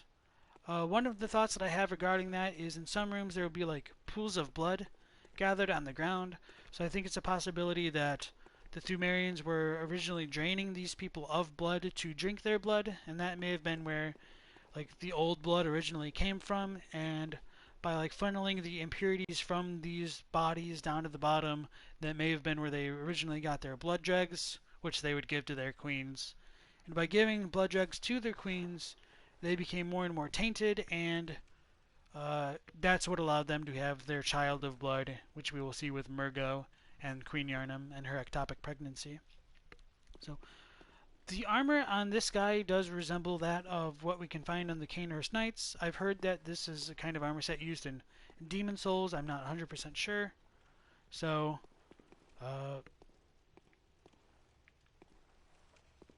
I don't know what to say about that. Just need some more confirmation. If it is from Demon Souls, it's more likely just like an Easter egg than anything really relevant to the lore.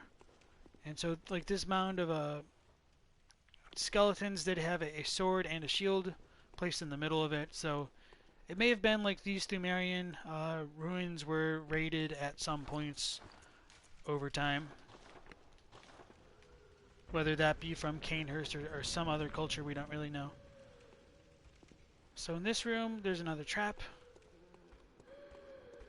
with 3 messenger statues, and we will find a very interesting enemy. We can hear this laughter going on. And then this ghostly woman will materialize out of nowhere and begin to attack us. When we hit her, she makes the same kind of noise as like the Murgo's Wet Nurse or the Wandering Manuses. Same thing as like the Bound Women of Canehurst. So to me that might just show that more spectral type enemies are related to ghosts, and the kind of like black mist that they bleed out is probably related to nightmares.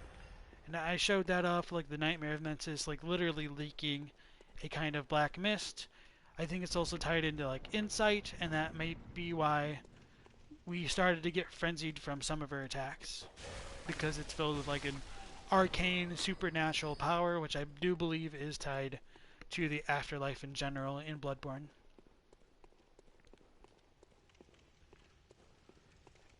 And I think that idea is also paralleled a bit with kind of like the Abyss in Dark Souls, if any of you are familiar with that. Oh, I have my torch out.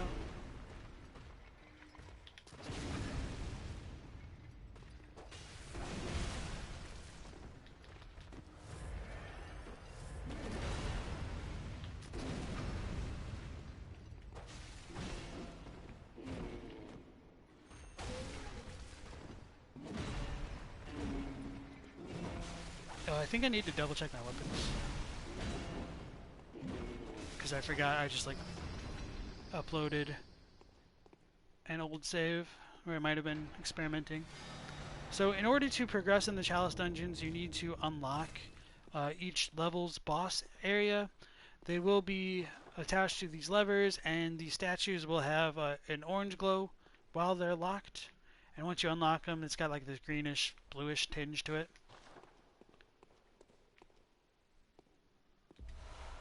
Some more blood vials. Huh? It's not too bad. I guess the enemies here are just tanky as all. And I pointed this out in like Yarnum. We've got like these statues of women with skeletons crawling over them, and they're clutching at their faces. In here, like they don't have like the lamps that accompany them. They're just carrying like these lanterns instead. So that imagery does get repeated even in Pthumeru.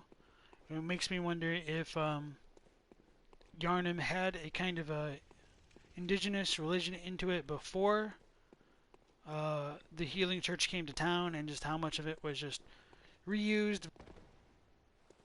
So within the chalices themselves, we also get like catacombs and tombs and things like that. They aren't chained down like we find in Yharnam, but there will be like some coffins in certain areas and things like that. There's not too much that goes on over here, just like a room filled with some more Pthumerians. And just some pretty garbage items. Some shining coins and throwing knives. There are hidden walls in the Chalice dungeons, unlike the main game, but they'll only appear where like doors can normally be located. And I don't think there are any in this dungeon, but I might be wrong about that. I know there's nothing over there. One of the notes that a hunter leaves behind says like there's nothing but like inquisitiveness here. There's multiple notes that say that, so.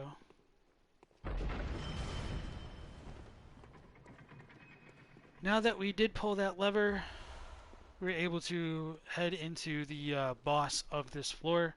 I believe this dungeon has 3 floors, with the Pthumerian Descendant, the Headless Bloodletting Beast, and Queen Yharnam at the bottom. There will always be like these kind of side areas that you can go into. Well, maybe not always, but they're pretty common. And in the chalices, we do have these kind of rats. They don't have like the huge glowing eyes of the research hall, but they've got these gigantic teratoma-esque tumors growing out of their back, which could be related to the blood that they've been taking, possibly being contaminated.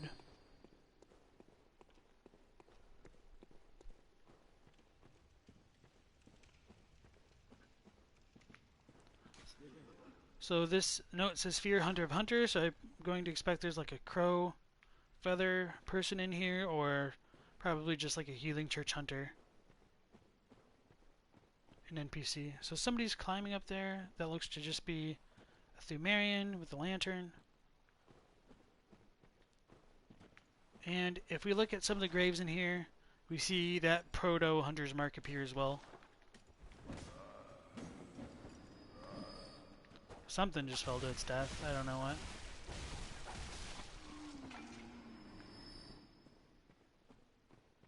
So yep, we get a healing church hunter. Looks like he's wielding the Kirk hammer. Oh, and he's got like the Molotov that you throw behind you. That's kind of cool.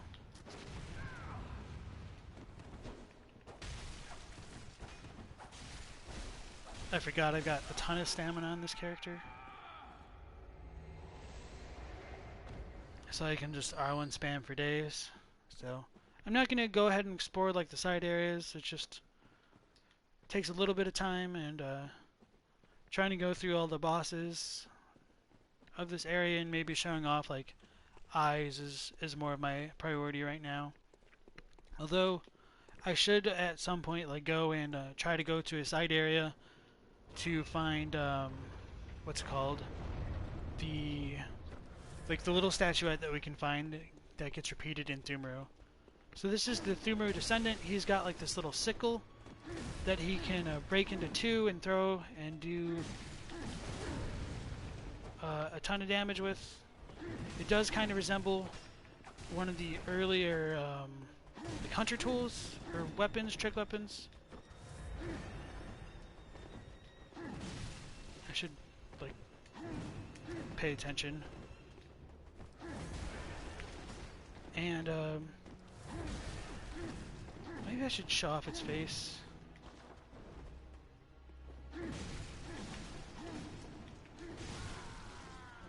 So Pthumerians have like this really pale bluish skin, kind of white or maybe platinum blonde hair.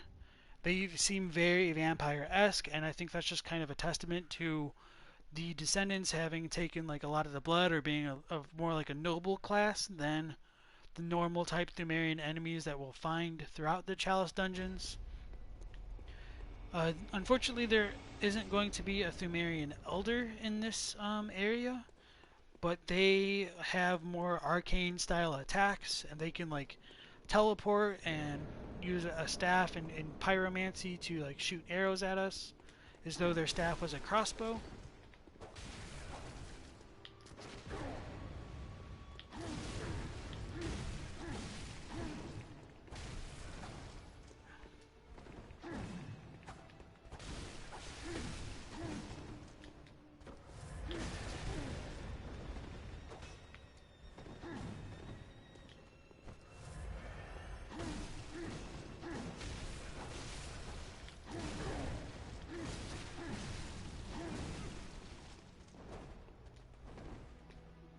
Once you do enough damage to these guys, they will like split their Shotel type weapon into two and dual wield their blades.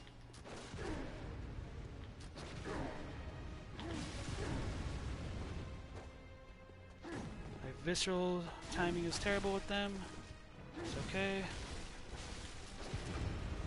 Oh, there we go.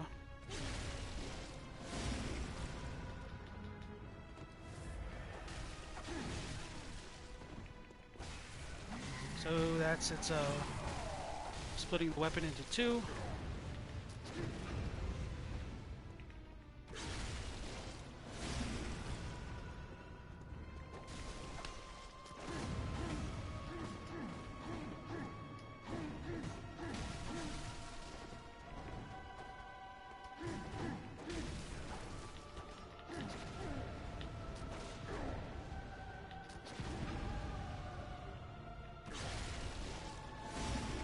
So that's the Pthumerian Descendant.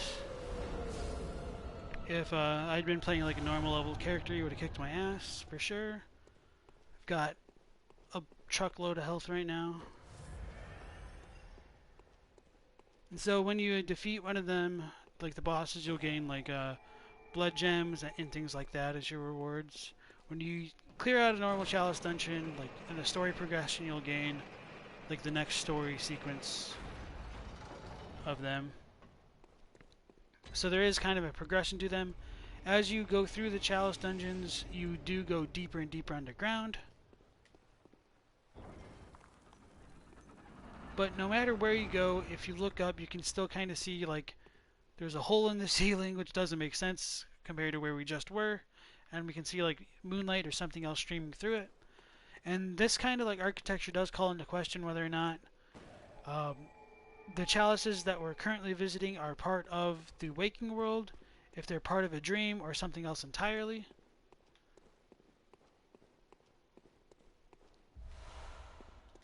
And we can see like this is kind of like a I don't know what to call it, like burial monument type thing.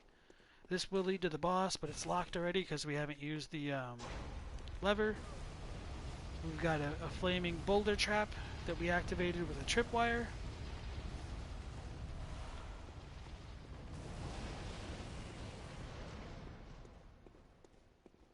So you got to be on your toes when going through the chalices.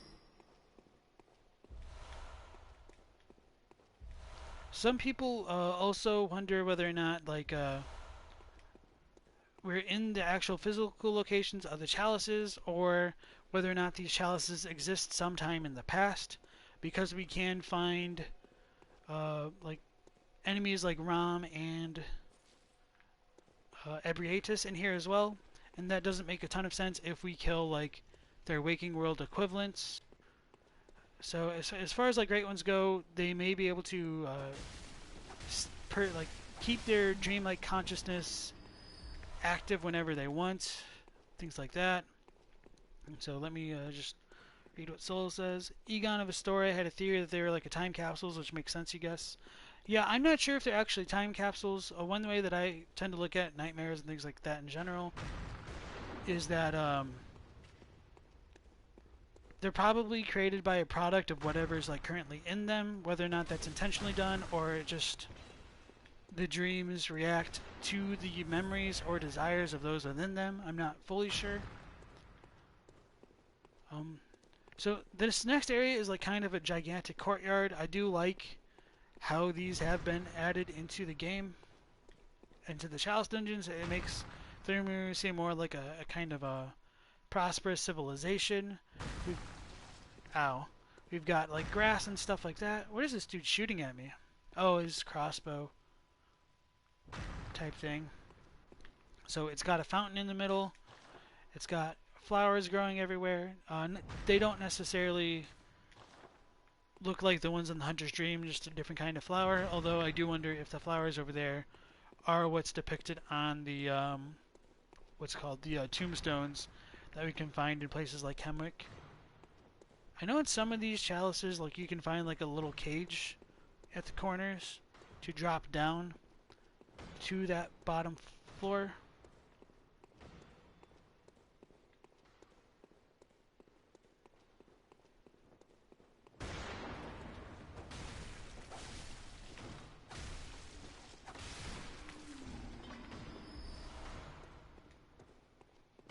and they kind of look like what we can find in the Nightmare of Mensis, which might be why some people believe the Nightmare of Mensis was like a Pthumerian ruin.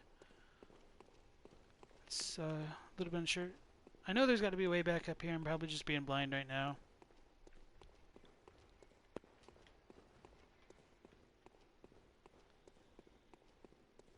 So I was looking over out there before, and in the walls there will be like some passages at times. If not, I guess I'll just drop down. So it is a bit easy to get turned around in the chalices, just because they do kind of look the same, and we have not gone through this way before, so that's where we'll go. This next area is got all the messenger statues as well. This one seems to be in like a half transformed or completely transformed state, which does show that even the Pthumerians must have had some knowledge of beast transformation or beasthood in general. But just to be clear, this is a root chalice.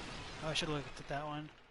And so like, the layout of this is not like necessarily canon to the story, and the same with the enemies. Just putting that out there. So this is more of like a cloaked messenger type thing for whatever reason, and I think these ones generally look closer to what we find in like what's going along the statues in the Cathedral Ward in Old Yharnam.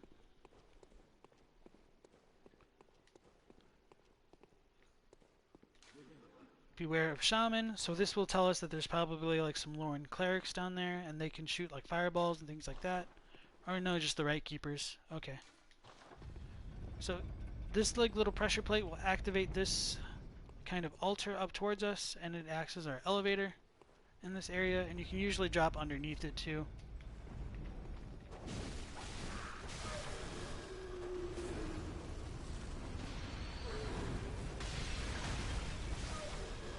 So these are funeral rite keepers. They will use kind of pyromantic arcane style attacks at us. And these gargoyle-esque are lost children. Oh, that was weird. Lost children of antiquity, and we can find them in Canehurst as well.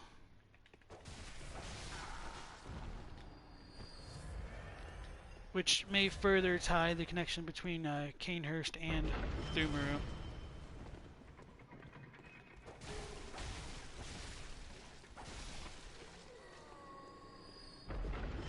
So this goes into that kind of courtyard area I was talking about before. I don't know if there's going to be any celestial centipedes in this area, but there might be keepers of the old lords and their demonic dogs, which are a real pain in the ass.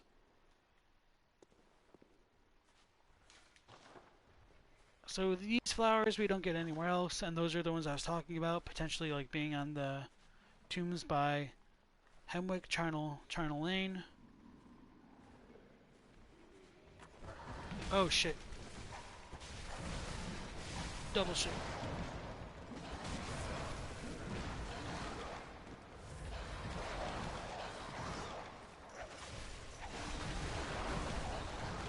Oh god. Got stuck on the little wall. So that big dude over there, he's shooting like a kind of crossbow at us. He's covered with chainmail, and he seems to be more like a warrior-esque knight, which kind of differs from the more Victorian type of hunters that we get in Yharnam itself, which just kind of just shows like the difference of time periods of when Pthumera existed compared to Yharnam. Let's see if I can show off that little tripwire a bit better.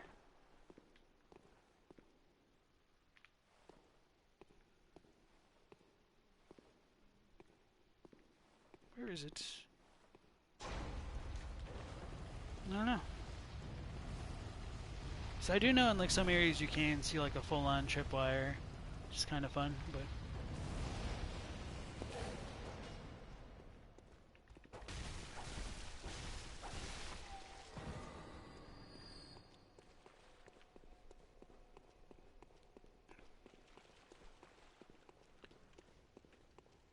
so ultimately I don't really know whether or not the chalices are a time capsule or something else, just a kind of representation of a certain point at time. It's really up in the air and just kind of like left up to individual preference. Just gonna go ahead and drop down and show off some more of this like courtyard-esque area. So there are still some like wandering madnesses in these areas as well. They drop blood gems or shards and chunks, things like that.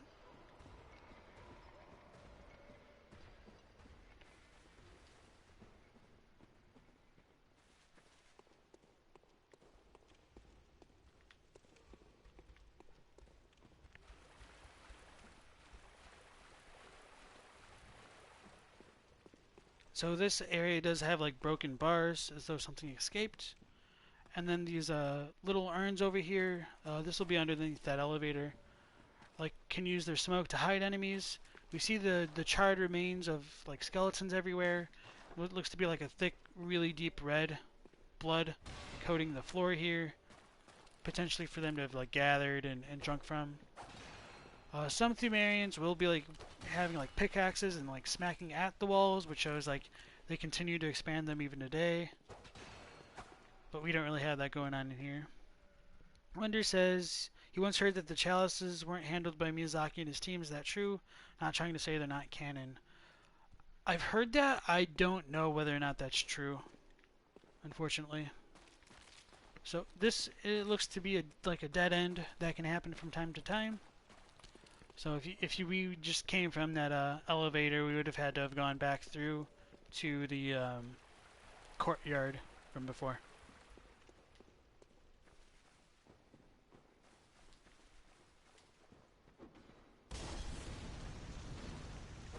It does interest me that the some of the Pthumerians do have like full-on guns. This guy has like one of the pickaxes I was talking about. Shows that they still work even in their undead state. And while you're online, you can like use your notebook to leave messages, and if somebody rates it fine, it will completely restore your HP. So you can get your ass saved by a very timely, finely rated note.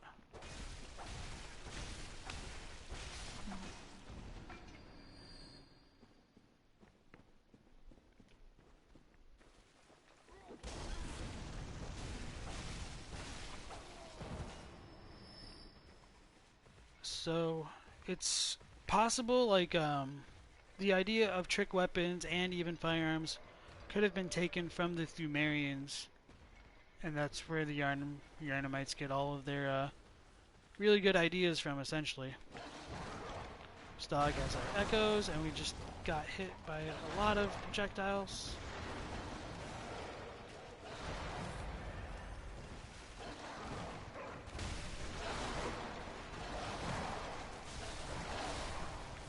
This area really isn't too bad. Like I think it's like the central Pthumerian Chalice, where you have to deal with like the fluorescent flowers as well as like oh,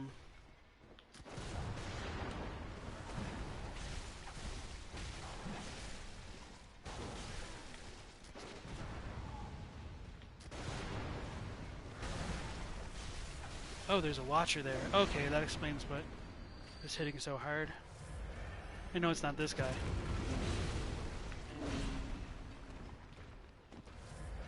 And these watchers are also Pthumerians.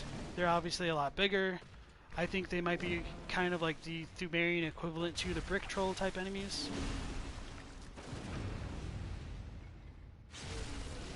Hello, Ali Abysswalker. Nice to see you. We've already beaten the game and gotten all 3 endings, so we're just kind of going through the Chalice dungeons, exploring for right now, because there's some interest in that. So yeah, this dude has some pretty badass rifle. It does a ton of damage, whereas I thought it was the knight guy that was doing it. So try to use a ragdoll physics to show this guy off poorly. Yeah, I think I probably had his head up to begin with.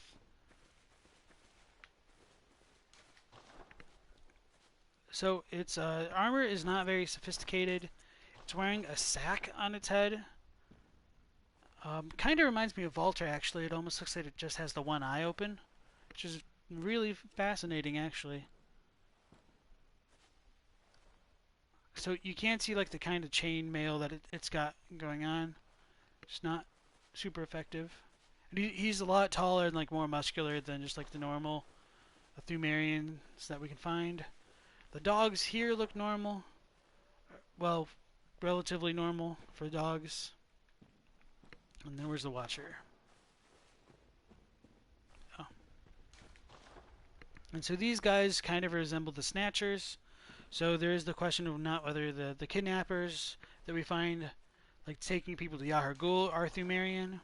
I think there's a good potential for that as well, since they've got like that kind of arcane aura that they can use, as well as like their vacuum-esque attacks. So this is a Watcher as well. It does actually have like a face. It's just like kind of covered by the cloth and we're at a bad angle.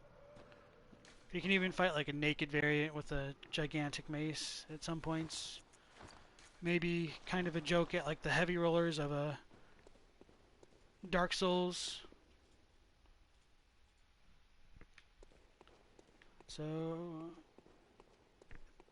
don't remember if we okay, yeah. We just probably need to go this way to get the lantern or the lever.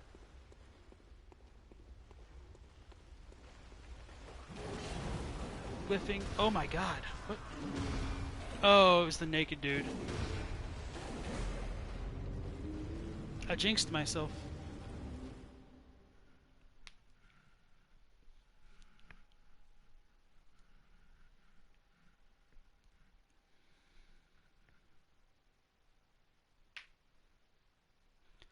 So a lot of these chalices really can be kind of cheesed if you just run past every enemy and go to activate the lever and just deal with the bosses. We're not doing that so much right now just because we're like examining all like little parts of the Pthumerian architecture we can find. I think that room where we did find that gigantic fat watcher that just beat the shit out of me is going to be interesting. Hopefully it'll have like maybe one of the whale skeletons that I mentioned before, or maybe just like a stack of pigs. But my general thoughts for like the rooms like that is that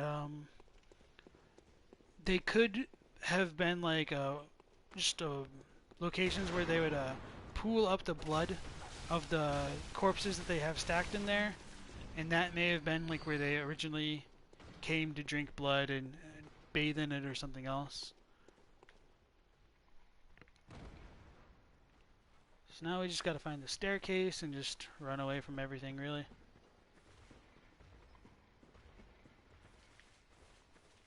Where are we at? Oh, so that's the opposite way.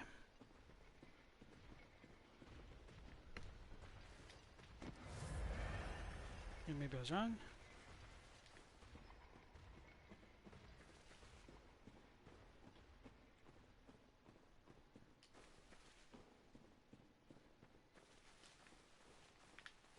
Alright, so yeah, let's just try to not aggro everything.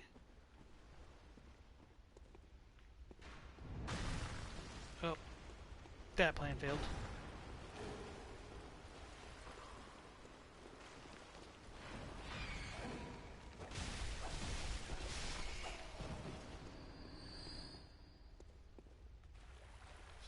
So that bastard's got our echoes.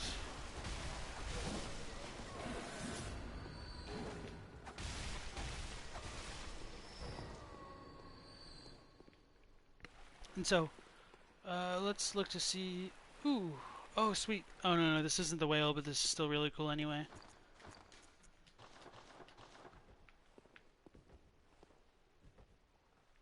Do not have anything equipped in this hand? Okay.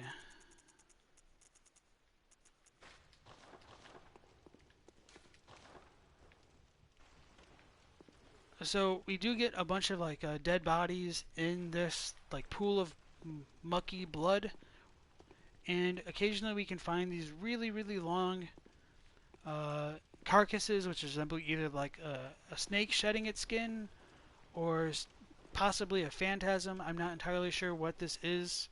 There might be a real world equivalent to this because There are also like the skeletons of whales that we can find, and I know for a fact like they use like a real world reference for those whales skeletons. And the whale skeletons we can find in like these pools of blood, and they will also show up in the Hunter's Nightmare over by the fishing hamlet, like right by the lantern over there. So it's interesting to consider whether or not Pthumerian did have any connections to the hamlet itself, or they just wanted to reuse those assets. Either way, I don't know. Still kind of fun to consider. Oh shit, I hit both. And both are playing dumb. Okay. So yeah, this might be like a joke on some like the Dark Souls rollers. The dudes who are naked and wield heavy weapons. These guys are actually pretty dangerous to deal with. Like, I don't know their visceral timing at all, or the parry timing. Not that I'm really good at parrying anyway, but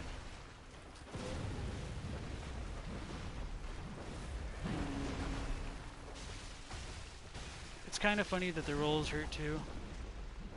And they're so damn fast about it.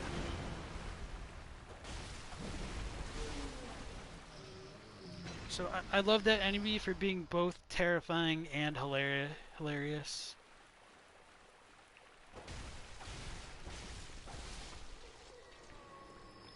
And so now we've unlocked the lever for the room that leads towards the boss. Fear the superior being. Yeah. I don't think I have any more of the, my damn, oh, I do have the Bold Hunter's Mark. Okay. I don't really feel like running through everything, so I'm just gonna warp real quick. I've already got 400,000 echoes, which is ridiculous. Just how many echoes you can get in like some of the root chalices and like the higher tier ones as well. So if there's a side area here, I might show it off and try to find its treasure. Hopefully it'll have like a treasure room with the statuettes. If not, it'll be like no great travesty, but I'll probably just like try to run past things rather than engaging with them.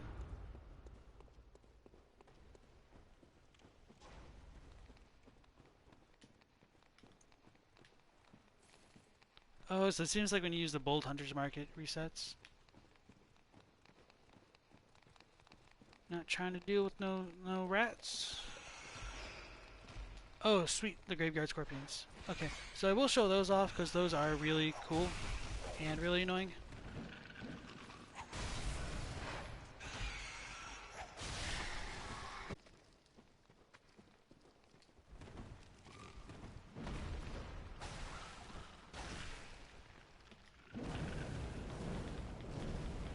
The feels when your torch does better damage than your weapon. So they'll do like rapid poison damage. It's not too surprising. I mean, they're like an insect that has like poison associated with this gigantic glowing green tail, but come on. Alright, whatever. I'll just show off the bottom for now. Some of these graveyard scorpions can like carry like a bunch of babies on their back, so they're mothers. They're covered with fur and they do resemble beasts. I don't think you can really see the head right now, so I'll try. Alright, that did not work. To flip it over, but yeah, I just don't think it's gonna work. Oh, there we go.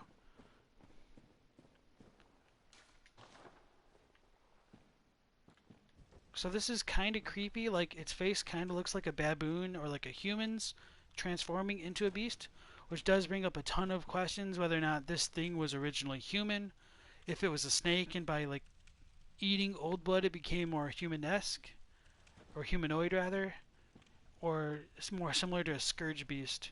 And I think like one of the even more terrifying aspects of that is like the ones that carry like a bunch of babies. Like, what the hell are those things? Are they going to continue to transform and like propagate this abomination of a creature? So definitely one of the cooler Chalice enemy bosses or enemies in my opinion.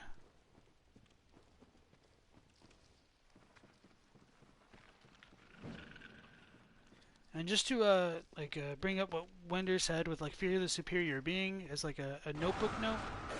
Oh sweet, we got a jump scare. So yeah, there will be coffins lining the wall sometimes, and you can have enemies just like kind of pop out at you. And there will be boulder traps like Dark Souls at times.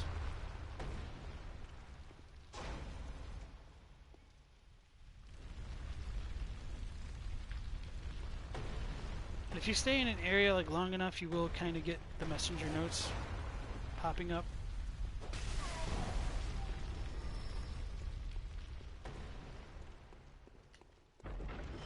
So I stepped on that trap and I almost got.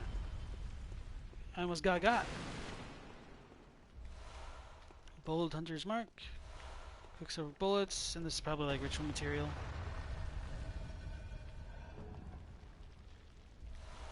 Yellow backbone, yep.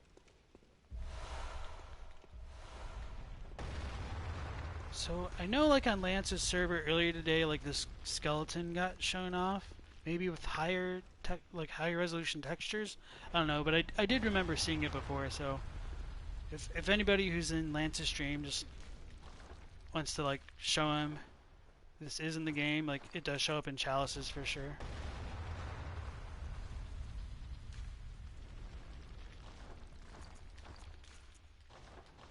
So yeah, if you guys are interested in like content, Lance was showing off a lot more models with their updated textures on his Discord server earlier today. So it was definitely cool being able to see some of that.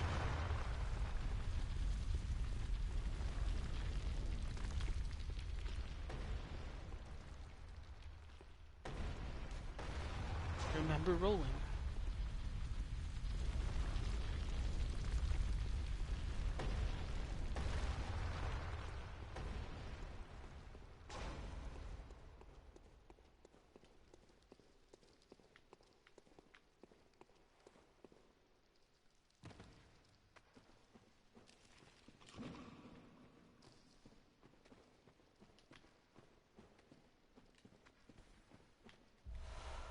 Some bone marrow ash.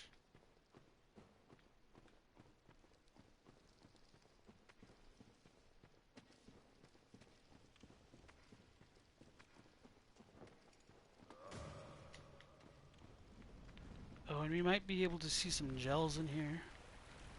Terrible, terrible things. I do wonder why they made it so that the torch doesn't contribute to rallying.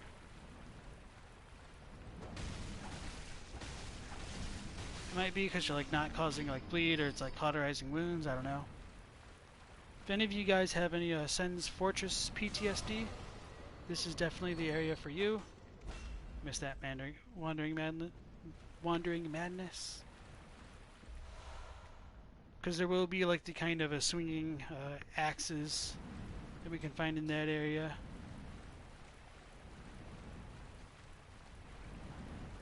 So it doesn't look like we can access it from this room.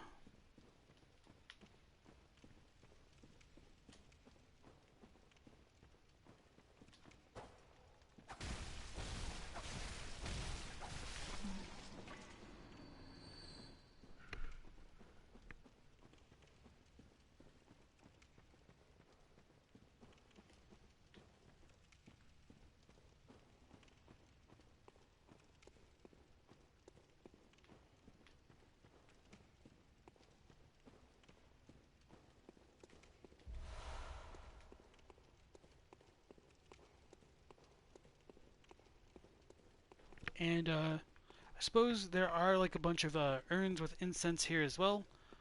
So I'm unsure if like the Pthumerians were still like using incense at this time to ward against beasts, or if it's just some like recycled stuff that they use throughout their FromSoft games. Run! So I do like how this like little bridge thing is like covered with blood. And in these kind of locations you can find the cages as well, with like hanged bodies over like these pools of blood. And this will go into one of the side treasure areas that I was talking about before. And this kind of sigil doesn't really get repeated. This might be like the Pthumerian one. I'm not entirely sure. I don't know if this is like what appears on... Thanks, buddy.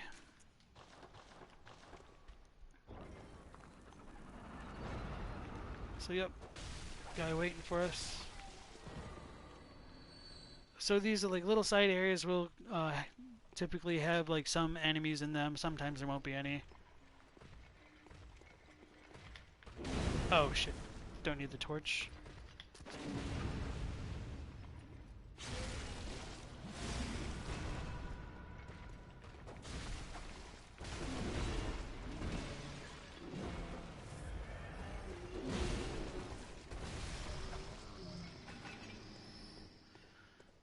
And so in these areas, they're kind of filled with like a bunch of treasure, like historic relics, artifacts, things like that. And they're also typically filled with like these statues of the messengers. It's very scary because like they're the exact same used for traps, but I don't think I've ever really come into a dungeon that has had traps in these side treasure rooms. Some more ritual blood, and then we will finally be able to see what I was talking about with the statuette that gets repeated in Canehurst. So this little lady with the crown on her head is exactly what we can find on the table of the kind of dining hall in Canehurst. She's on the doors in Canehurst, and to me that's like the most explicit link that Canehurst is related to the Pthumerians, because they have the same treasures, the same stuff like that. This like same little horn type thing appears there. Although I will admit there's just the possibility that it could have come from a Canehurst that raided the Chalice dungeons, but then that would also call into question whether Bergenworth were the only ones to like make an inquiry into the chalices as well, and whether or not like the claims of a scholar giving Canehurst forbidden blood is because of Bergenworth or just their own separate research. And it is also worth pointing out, Canehurst's library is pretty much larger than the entirety of the lecture hall, so whichever way you want to take it. And please tell you didn't miss anything big. No, you just missed me crash on Gehrman a ton and the Moon Presence a little bit. So we did complete the main stories and showed off all three endings. And just the little woman appearing over here again. And now we're just going through some of the Chalice dungeons. So this looks like it's supposed to belong to somebody, or it might be the sculpture of someone. We don't really see this show up anywhere else though, so this is more Pthumerian type stuff. And like Link, we can just break all these pots. There's nothing going on back here, unfortunately.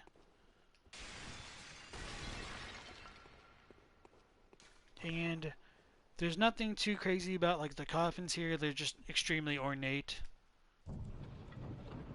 and well decorated. Did this really have no treasure in it? That's funny. Normally when you open a coffin, treasure pops out.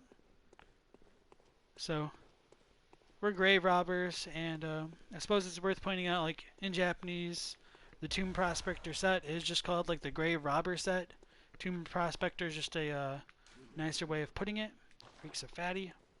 So that's pretty much everything that I did want to show off for like the Chalice dungeons content-wise. I do want to like potentially find one of the whales skeletons. So right now we're gonna try to defeat the headless bloodletting beast, and then hopefully quickly get to Queen Yarnum. And I'm not sure if the variant in this dungeon will have the altar exposed, so we can find like hunter's runes underneath it, but we'll see how it goes. It's been a really long time since I fought the headless bloodletting beast, so I might get riggedy wrecked a lot. Although I've got a ton of health, and we'll see.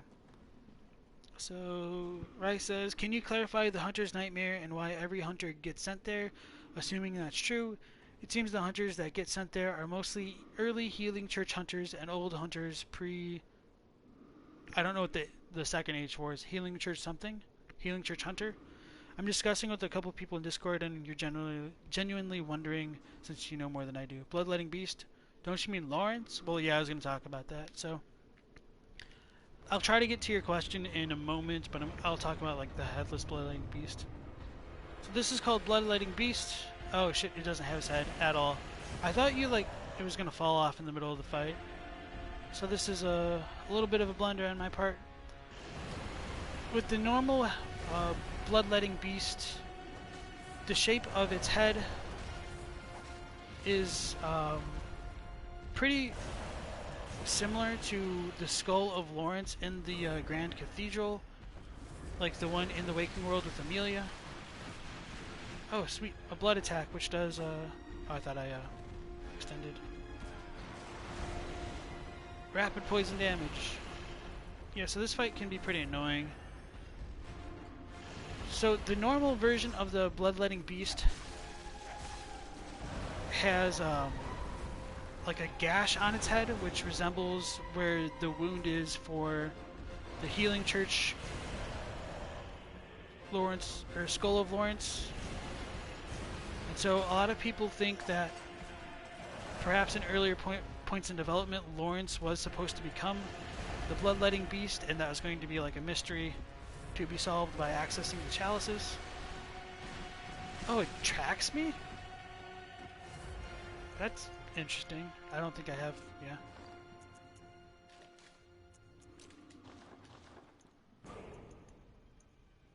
Oh, I guess I'm not even poisoned anymore. That was, like...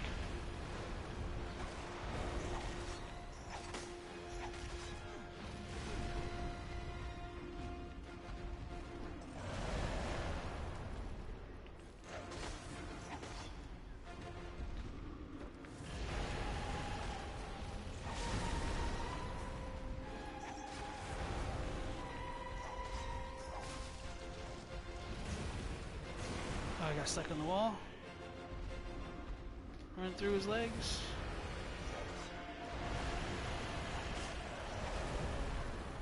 And this is another camera boss, of course.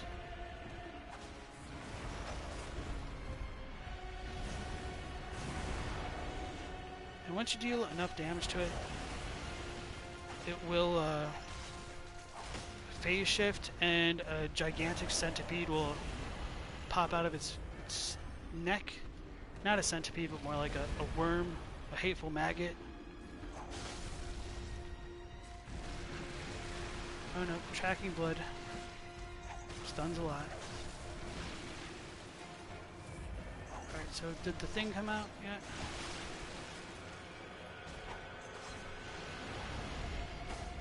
Alright, so that's the hateful maggot that has been infesting this bloodletting beast. And so, one of the other things that's important to take in conjunction with Lawrence having possibly been the bloodletting beast is that the internal file name for it is like I don't remember off the top of my head. Like, oh, I'm out of blood echoes or blood vials. I don't know why I always call them blood echoes when I'm out of them.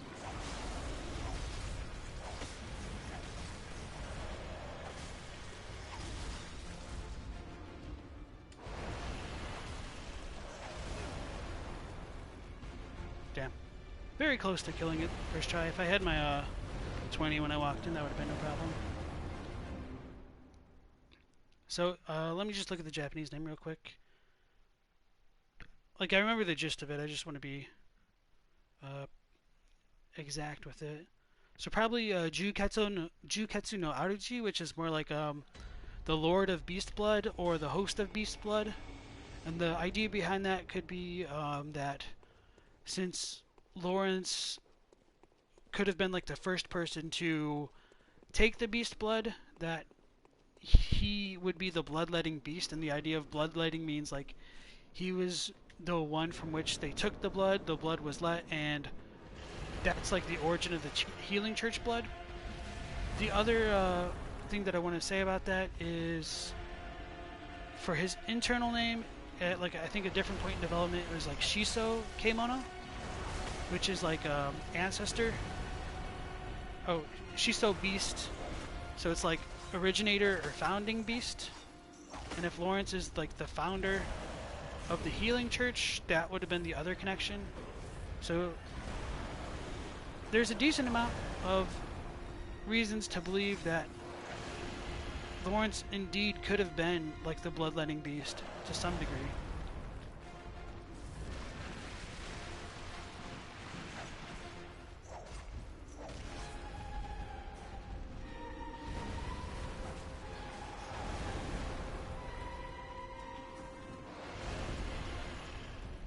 God, being locked onto him and unlocked is a nightmare. This is just a pain in the ass, really.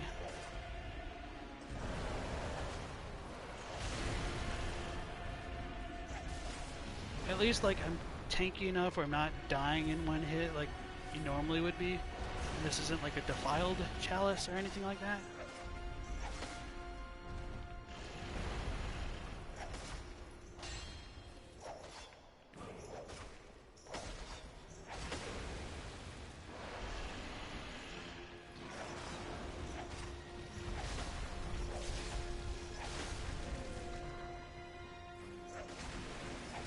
So, break his limb.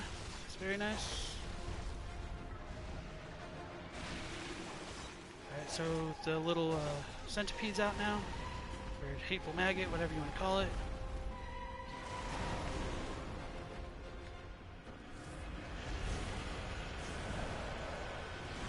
Oh no.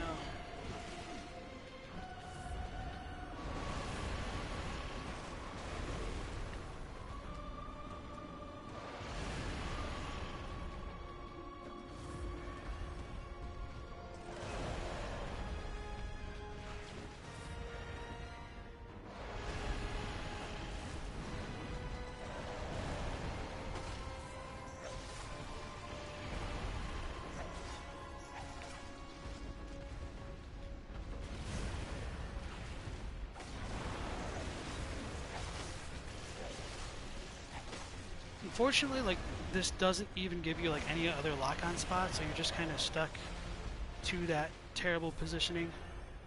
So if you're like able to actually like stay to the side of him, he's not too bad, but that's the issue, just trying to get there and stay there without the camera and all that stuff going. Right, so sorry for ignoring chat right there. I'm terrible at reading and playing. I apologize, but I'll look at y'all in a moment. Or, yeah. I'm not going to worry about the side area here. I'll just progress to the next floor. Or am I just going backwards now? Yeah. Okay.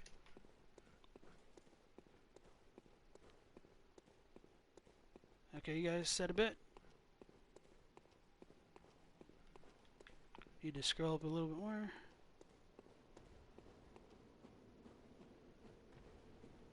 So bloodletting beast, don't you mean Lawrence? I don't think it is the bloodletting beast head. Looks really different. It's more flat and wolf-like. I mean, yeah, there are certainly differences. But I mean, there's even differences between Gehrman's model in his fight from his wheelchair. Like we were talking about that literally while it happened. So, like, it's not terribly uncommon for things like that to happen. So Lawrence's head wound is literally a part of his skull that was caved in. BSB has a scar between the eyes. It's not nearly as deep. I mean, it's a really huge gash that goes along its back as well. We obviously couldn't really see that with the headless version, but it's most certainly a thing to a certain degree. I think I forgot to grab my echoes. Whatever, I really don't care.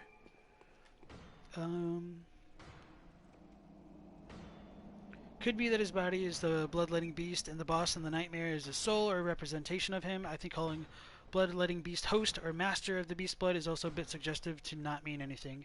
Yeah, I agree with that, and that is a possible interpretation that, like, the bloodletting beast is Lawrence's physical body. And of course, you know, this is just like fan theory, so you guys don't have to take this literally at all. that Lawrence's real-world equivalent is still in the Chalice dungeons, and that what we encounter in the Nightmare is just his like consciousness in a similar fashion to what we deal with when we fight Mikolash.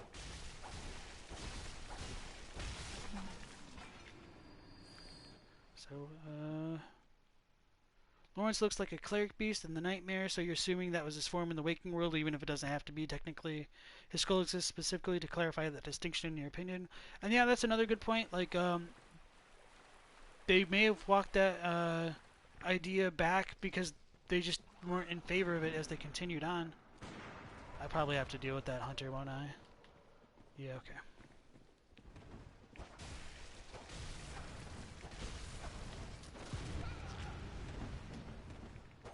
Uh-oh.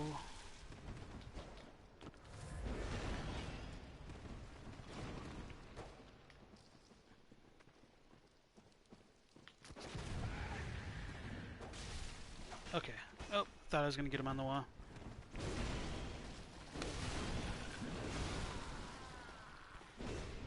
Alright, I'll deal with the scorpion and then the hunter.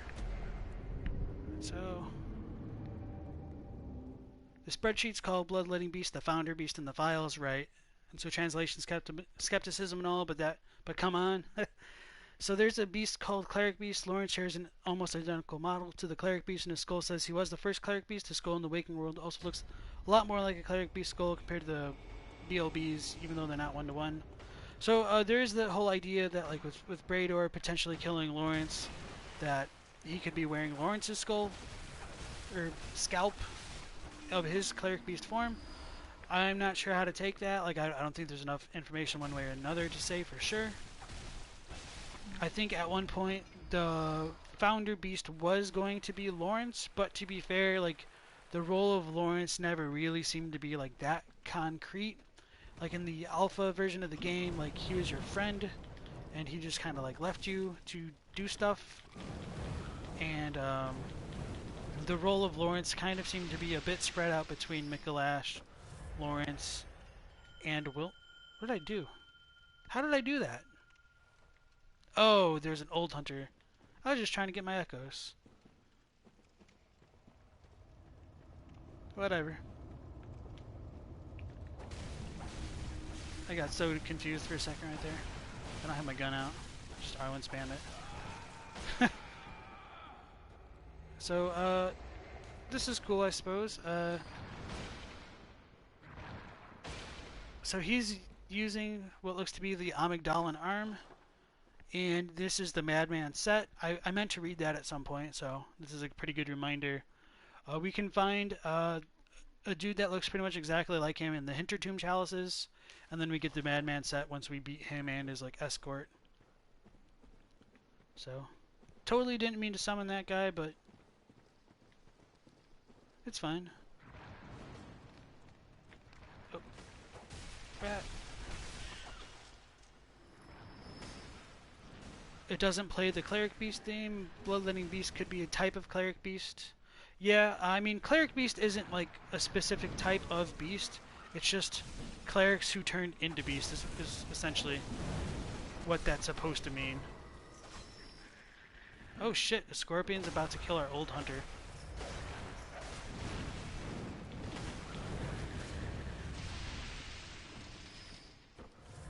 It's pretty funny.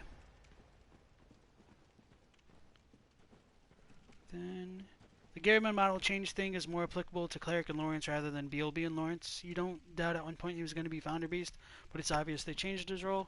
Yeah, I'm not saying like his role wasn't changed, but like for some people who do like that attachment of Lawrence being related to the Bloodletting Beast, that's just kind of one somewhat viable alternative interpretation they can have to just kind of reconcile those differences.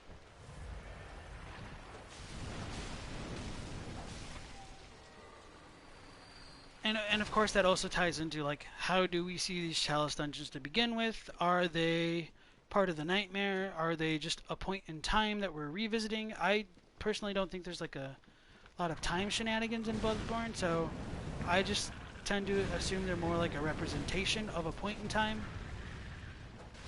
Or these are probably a section of the Nightmare just for ease of explanation as to why there'd be like multiple Roms and Ebrietuses. Although it's possible like Rom and Ebrietus could just be a specific kind of Great One, but talking about that really just gets kind of messy. There might be Pthumerian madwomen in here. What's up there? Just a statue? Oh no, those are gargoyles, and the hell's up top? Is that like a slime scholar? It's interesting. So yeah, in the root chalices you will get like kind of different enemy placement. Oh, that's just another one.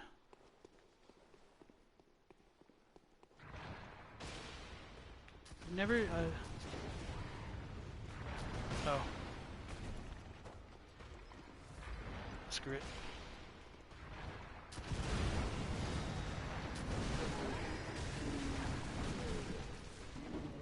Do I have the torch out? I can't tell. This is damn... Okay, now I've got my gun.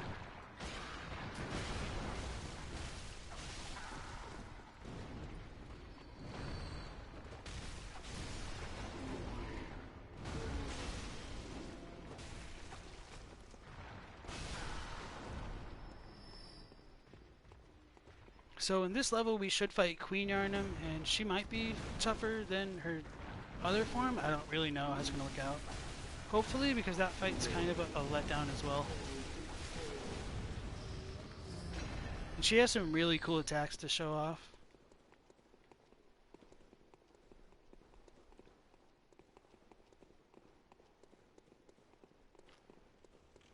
Okay, so could you repeat that question about the Hunter's Nightmare? Because, sorry, it's been a while. The chalices are pieced together from different moments in time, in your opinion. Yeah, I don't know about that. I just think they're probably like nightmare representations of points in time. If Rom and Ebrietus are types of Great Ones, like I don't think that'd be like too terrible a thing, because like we do see Rom having her Romlets and all of like the celestial larvae are like right outside the upper cathedral ward, which are like flocking towards Ebrietus, but either way, I suppose. You love Queen Yarnum, to be honest. Alright, so can you clarify the Hunter's Nightmare and why every hunter gets sent there, assuming that's true? It seems that hunters that get sent there are mostly early Healing Church hunters and old hunters pre-Healing Church hunters. You're discussing this with a couple of people in Discord and generally wondering. Okay, so I think the reason why people might get sent to the Hunter's Nightmare is most likely due to the Curse of Kos. And like I can't say for sure, but I think it's possible that the Curse of Kos, or Mother Kos, is what causes people to go blood drunk, because the fishing hamlet priest in Japanese says like no matter how much you have, it'll never be enough, and I think that's like the crux of the curse that they want to place on the blood-crazed fiends of Bergenworth. So that's just kind of my headcanon on it. It is certainly open to interpretation now. Okay. Need to equip the good weapon.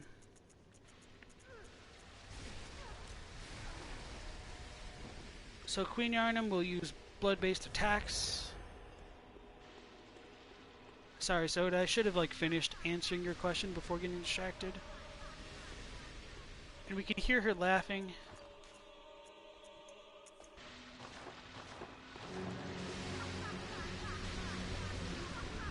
And that blood is coming from her wrists, which are bound together. Her stomach is covered with blood, but this time it's much larger than we found in the cutscenes.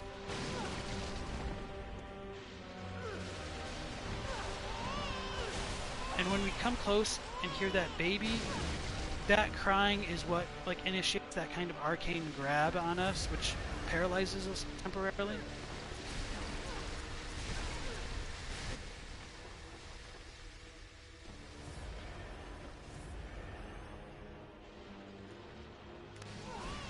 Nope, did not iframe that.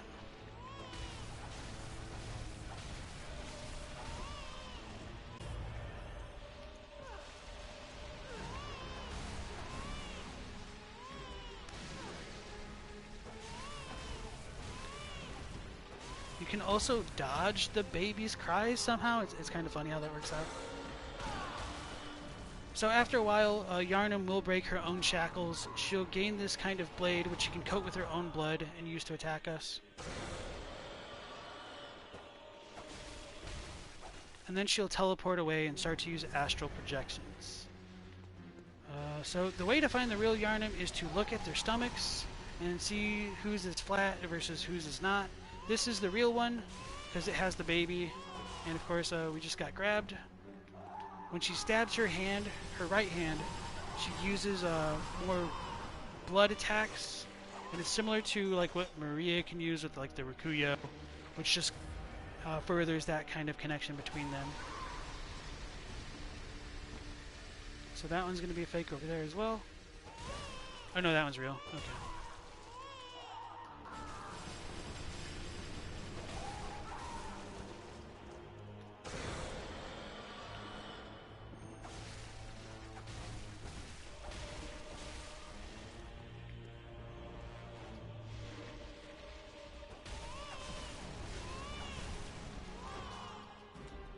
She got stuck on the wall.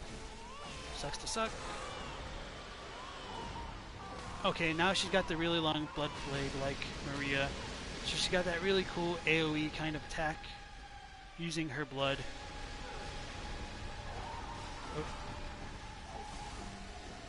Oh, that did a decent amount of damage. I do like that you can rally off of her projections. It looks like it's the full version of the altar, unfortunately.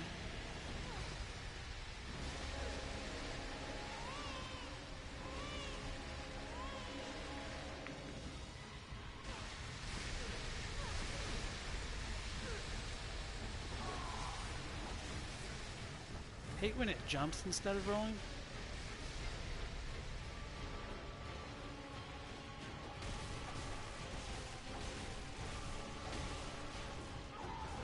So I'm gonna turn up the sound effect to potentially show up like if her AoE.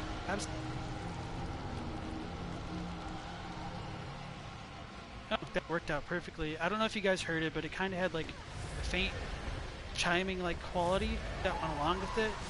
I assume that's like kind of reminiscent of what we can find with Ebrietis and her like aura drain. When we got lifted up off the ground like that, we were being drained of our blood like directly as well.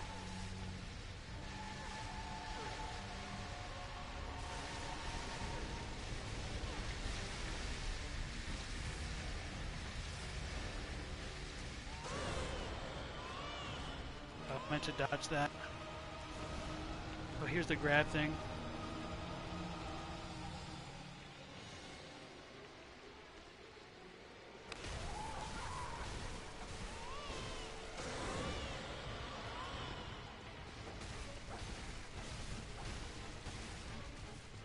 So why is Yarnum hostile to us in this boss fight compared to Murgo's? Maybe because we're encroaching on a grave or whatever this is. It's hard to say, like, why anything's really aggressive to us in this game, like Rom, Ebrietis, you name it.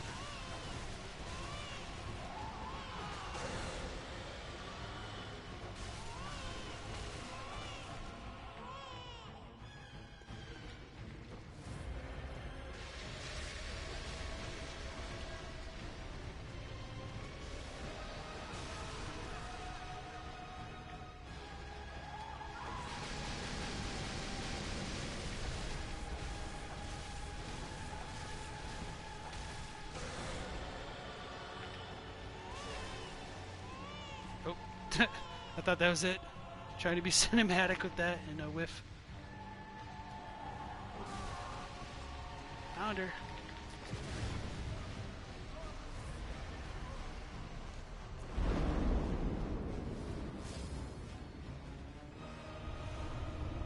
And normally we'd gain the Yarnum stone from her, so I'll read that after I catch up with chat.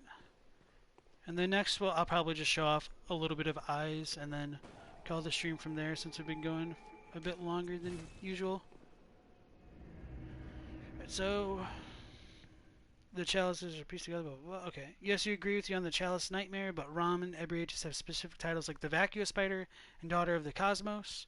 The Vacuous Spider, like Japanese, doesn't use articles to say like the or a, so it could just be a Rom Vacuous Spider. But yeah. But yeah, why do hunters get sent to the nightmare, and do all of them get sent there before we destroy the nightmare? I think that is what that's supposed to imply. Like I believe it's the Eye of the Blood Drunk Hunter says, like it's a fate no hunters can escape. Um, oh yeah, I don't have it because this is like new game plus plus. But yeah, the Eye of the Blood Drunk Hunter. Let me look that up real quick.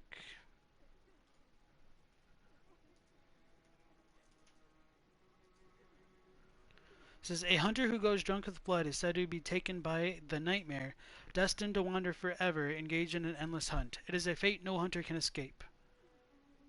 That part where it says it is, excuse me, it's a fate that no hunter can escape. It seems to be English only, where it's like the Japanese is more like um, they were. It's because they were just hunters or merely hunters, something along those lines. Uh, Tada karyudo de atta ga yueni. So it's like, yeah, just because they were mere hunters, it seems like they're destined to wander the nightmare forever. So that is a small difference. So it might not be that every hunter goes there, but I think it's supposed to show that it's tied to the Curse of Kos. Yeah, and after the wet nurse fight, she bows to us before disappearing because she's grateful we freed Murgo. That is the interpretation that I give to it. And if we look at the Yarnum Stone, um, there is a bit of a discrepancy there as well. It says it is a sacred heirloom left by Yarnum Pthumerian Queen. The queen lies dead, but her horrific consciousness is only asleep and stirs in unsettling motions.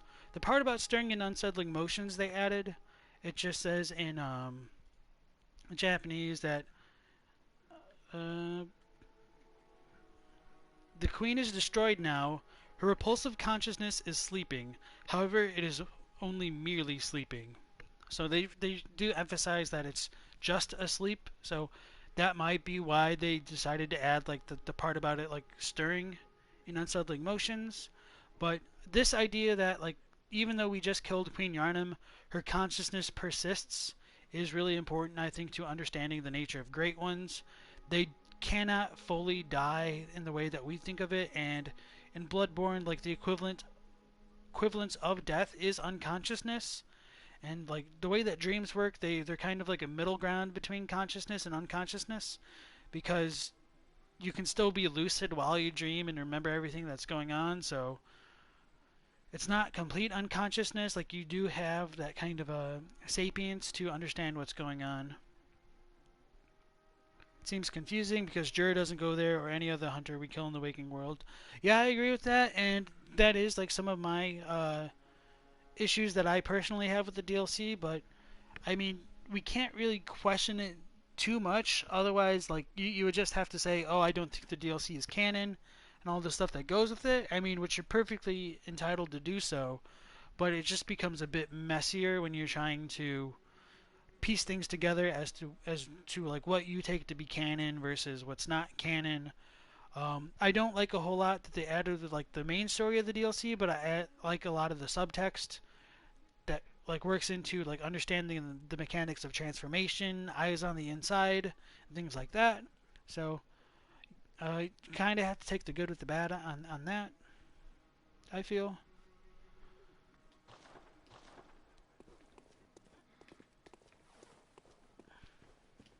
And yeah, I'm not going to worry about blood vials or anything like that. We'll just show off an eyes chalice, perhaps. I think I still have one.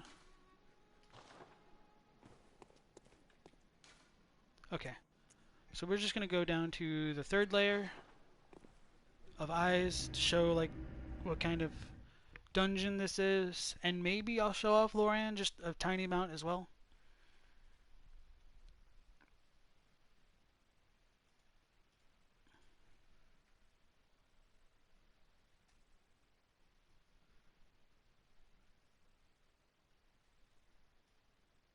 Oh, so it looks like on layer 2 there is a whale skeleton. I have in one of my older notes. And then I'll look at the Madman set as well because we haven't done that yet, and it's got a pretty cool uh, description.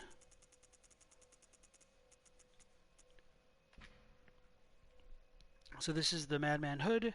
Most tomb prospectors, members of the Healing Church chosen to explore the old labyrinth, are unable to withstand the weight of the old knowledge and go mad. This attire is worn by those lost souls. Truth oft resembles a madness, inaccessible to the dull of mind. Those who go mad are merely thoughtful souls who fail to reach any conclusions. So this really sets up that uh, there's a connection between madness and insight, and the arcane and frenzy. And so like the whole idea about like the weight of old knowledge and going mad to me is just like them coming into contact with the arcane, like which is mentioned with the Bergenworth attire. So I think there was a discrepancy. Oh yeah. In Japanese, it instead of like weight, it's literally arcane enlightenment, and it causes abnormalities to their minds. So this is like one of those cases where the term shinpi was handled very inconsistently in English.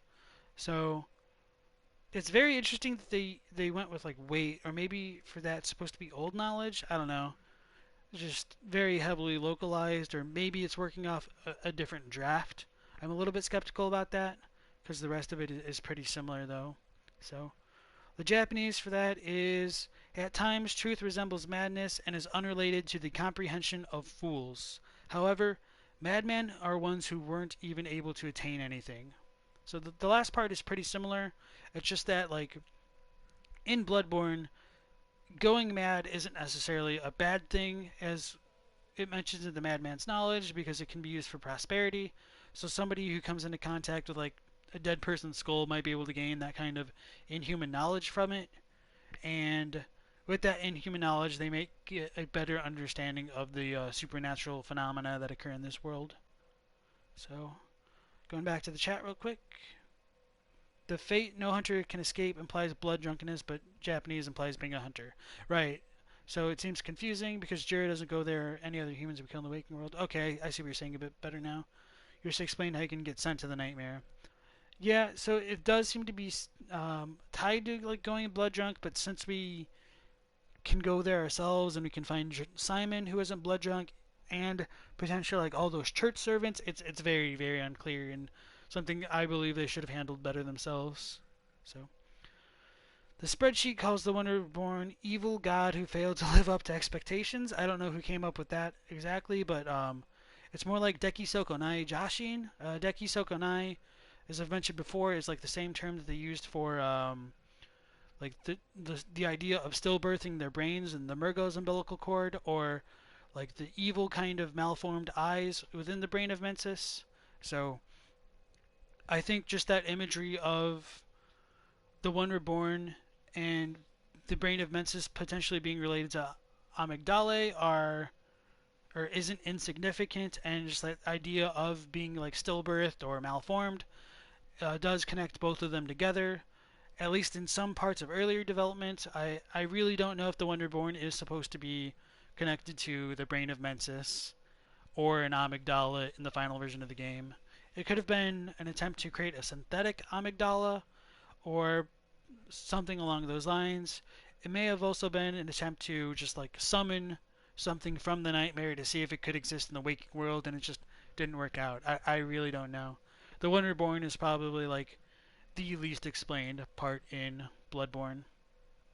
So, Ruby asks, do you think we're supposed to think that people get pumped full of magic juice to become enlightened, rather than becoming enlightened through esoteric understanding? I think it's a bit of both. I think you can consider the arcane stat type thing in this game like somewhat similar to radiation, and like the more radiation you come into contact with, the more you can mutate, and so like that'll like manifest itself in terms of like going frenzied, or maybe coming into contact with slugs or getting a Carol rune, something along those lines. And the insight stat itself does say that it's where do we have it? It's the level of insight or depth of inhuman knowledge needed to ring special bell but induces frenzy. So the idea that frenzy is attached to insight is like insight relationship, and the more insight you have, the more susceptible one becomes to becoming frenzied. So like if you want to compare it to like a sunburn, it's like the more sunburned you already are, like the more the sun's rays will continue to damage you. So same thing with the radiation. That's literally the same principle as far as that goes. So there is that kind of component to unworldly knowledge, and that might be related to like the kind of weird whispers that we get when we use something like a madman's knowledge.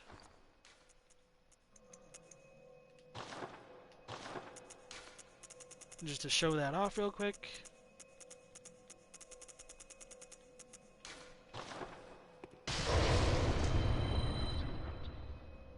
There is that kind of like whispering effect. The same thing happens when you use blood dregs.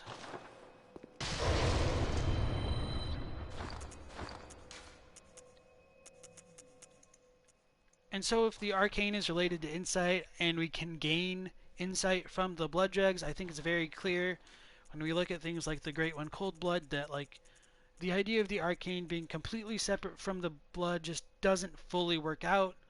If we use the arcane haze extractor, the tool, we can always or workshop haze extractor.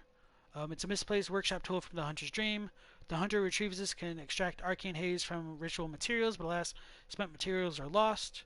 If we look at all the ritual materials, we can gain arcane haze from the ritual blood itself, from tomb mold, which grows on cold blood, from cold blood flowers, which most obviously grow from cold blood, and all this other stuff can be associated with blood to some degree. So I believe that like all of that arcane stuff is connected, and it is tied to insight and enlightenment, and as far as like Bloodborne goes. So, Lawrence is titled Parish Chief Omega. Geez, that's a little less poetic. A parish chief is just another way to say vicar. Like that is what a vicar is. Like they are the lead of a parish. So coming into eyes, like it's completely covered with like tomb mold, and we will find more kin-related enemies. And eyes is said to be home of the cosmic kin or kin of the cosmos, and so I think that's how that all ties together. We can find some scourge beasts in here. I don't think these ones have the blue eyes though. But so this is tomb mold, and I think it is related to the beast blood because if you look at the tops of it, it looks like fur is coming out of it. And just want to highlight that. Hey, Lamau. Yeah. Everything is born of the blood. Lol. So we got some scourge beasts over here. Oh, stepped on a trap. Alright, so yeah, this one doesn't have any blue eyes though. Blue eyes.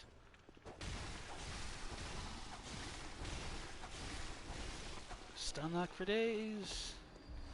Right, so I'm gonna go back up to that second layer and try to look for the whale skeleton, which I did have in my notes.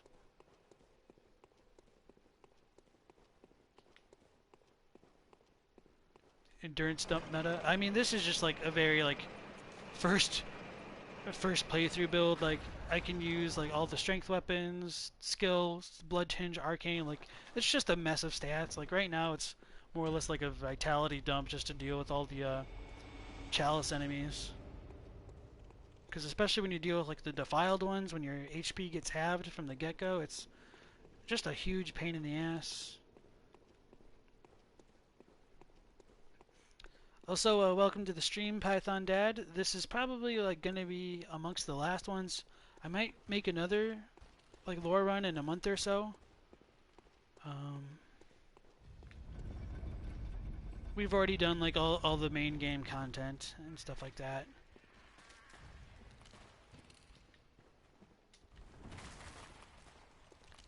Good to see you streaming. You love the info you put in the Discord. Oh, thanks. Which Discord server are you part of?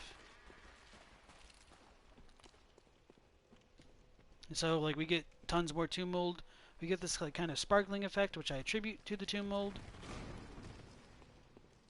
The tomb prospectors? Okay, sweet, yeah. You guys don't really talk lore a whole lot there, which is a little bit unfortunate. So, like, the blood in this area is like a very green color, probably like mixed with all of the spores of this area. And then we finally get some of the gel enemies that I like to show off. Like, they're very, very strange. They almost seem to be like, I mean, they are made out of slime or whatever, but I don't know if that's directly related to blood, but they're definitely filled with like skeletons and things like that. And they're super weak to fire. Alright, so this should be... Nope. Where's the damn whale thing?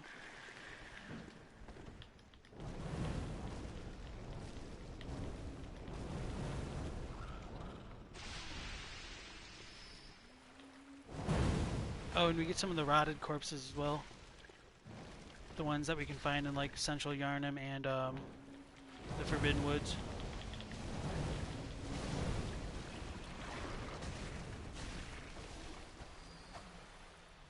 So I think the whale skeleton's in here somewhere.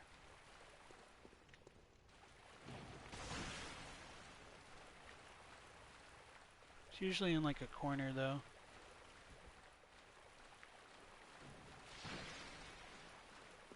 Alright, maybe it's in a different section. So the blue eyes represent what exactly? Insight? I don't know whether or not the blue eyes signify anything in particular.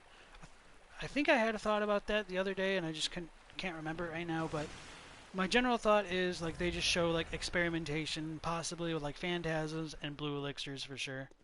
So yeah, like the Scourge Beasts in the Upper Cathedral Ward that do have the blue eyes also drop the blue elixir, so I think that should be pretty clear in my opinion.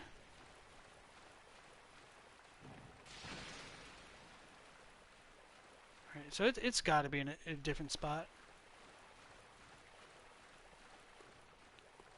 Going mad trying to show you guys an asset we've already seen just in a different location. So you like gem farming, challenges, etc., but lore is really what always keeps you coming into Dark Souls and in this. Yeah, I'm not like crazy about the Chalice dungeons. They're just a bit too repetitive for me, but it's most certainly the lore that keeps me invested. Okay, so we get another area over here. Okay, wait, nope, this is the snake one. And the whale should also be in this area too. And so we get some more rats.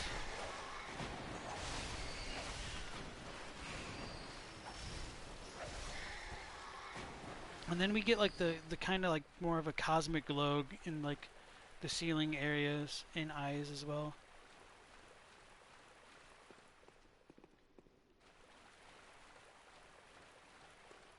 I'm gonna be mad if it really is just the snake thing and not the whale after all. But I thought there were both of them together at some spots. So yep, this is like that weird snake thing that we pointed out before.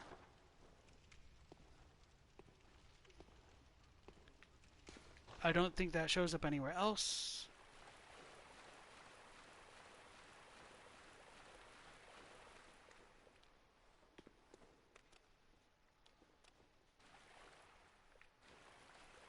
I thought that rat had like a man hand for a second and I was really confused.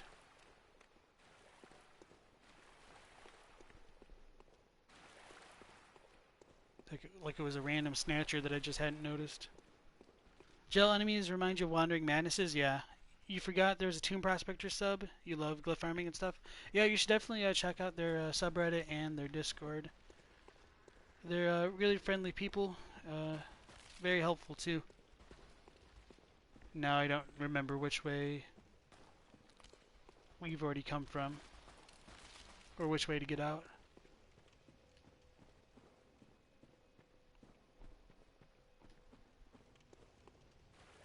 So this is the Failure Whale Room version 1. Oh yeah, I didn't clear out all the gels.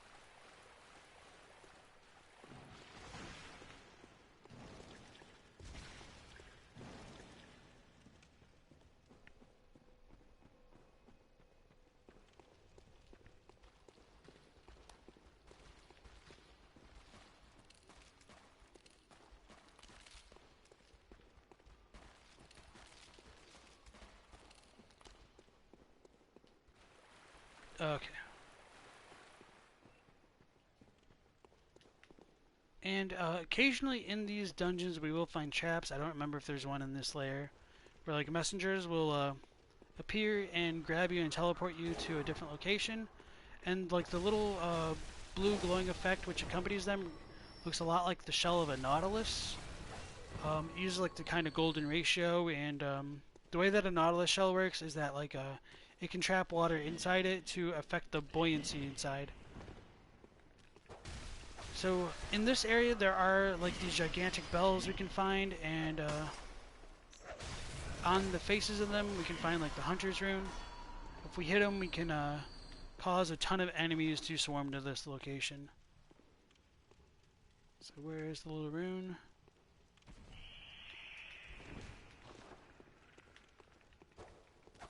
Oh, and so we get some nightmare apostles with like the heads of humans, like we can find in the Nightmare Mensis. And then we find some more like celestial larvae as well. So there's a lot more going on with eyes, which relates it to like Ebrietas and Ram in general. The eyes chalices. So this one's already been cleared out, so I won't bother to show that. We've already fought her, and she's annoying enough. Once, let alone twice. I know it was on them some... Okay, there it is. So if you look up into the middle of it, you can vaguely make out the shape of that hunter's mark. And we can also see it like from the inside as well. These can be activated by using the tiny music box because it has a hitbox. And I think the choir bell does as well. I don't fully remember though.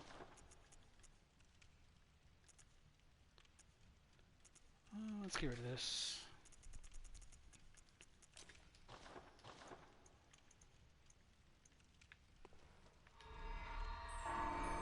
Yeah.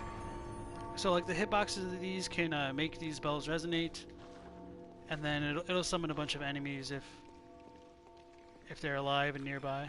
So we get a brain sucker because of course, why wouldn't we? And since brain suckers kind of have phantasms in them, like all of eyes is associated with the phantasms, and I attribute that most likely being due to the relations between phantasms and flowers and tomb mold and stuff like that in general. And so that's pretty much most of everything to show off here, I think.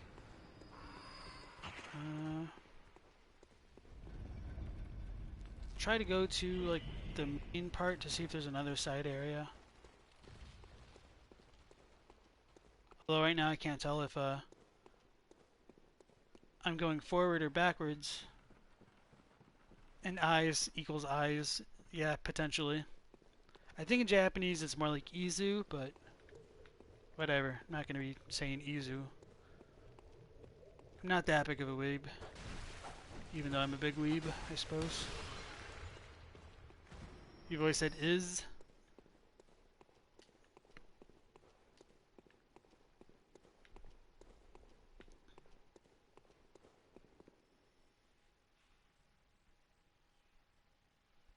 Consume the cum FPK chalice.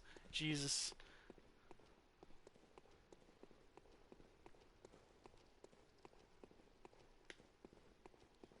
So I don't think there is like another like pool of blood type area. So this is more like the eyes variant of what we found in that like that first Isle chalice, but occasionally like you can activate these traps and they'll like summon these ghost type things.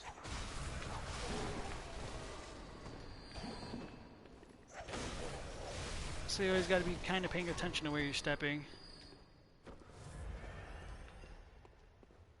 So I do like some of the variety that the chalices do really bring to the game. Like there's a lot of cool like boss type enemies like the Watchdogs of Old Lords, the Keepers of Old Lords.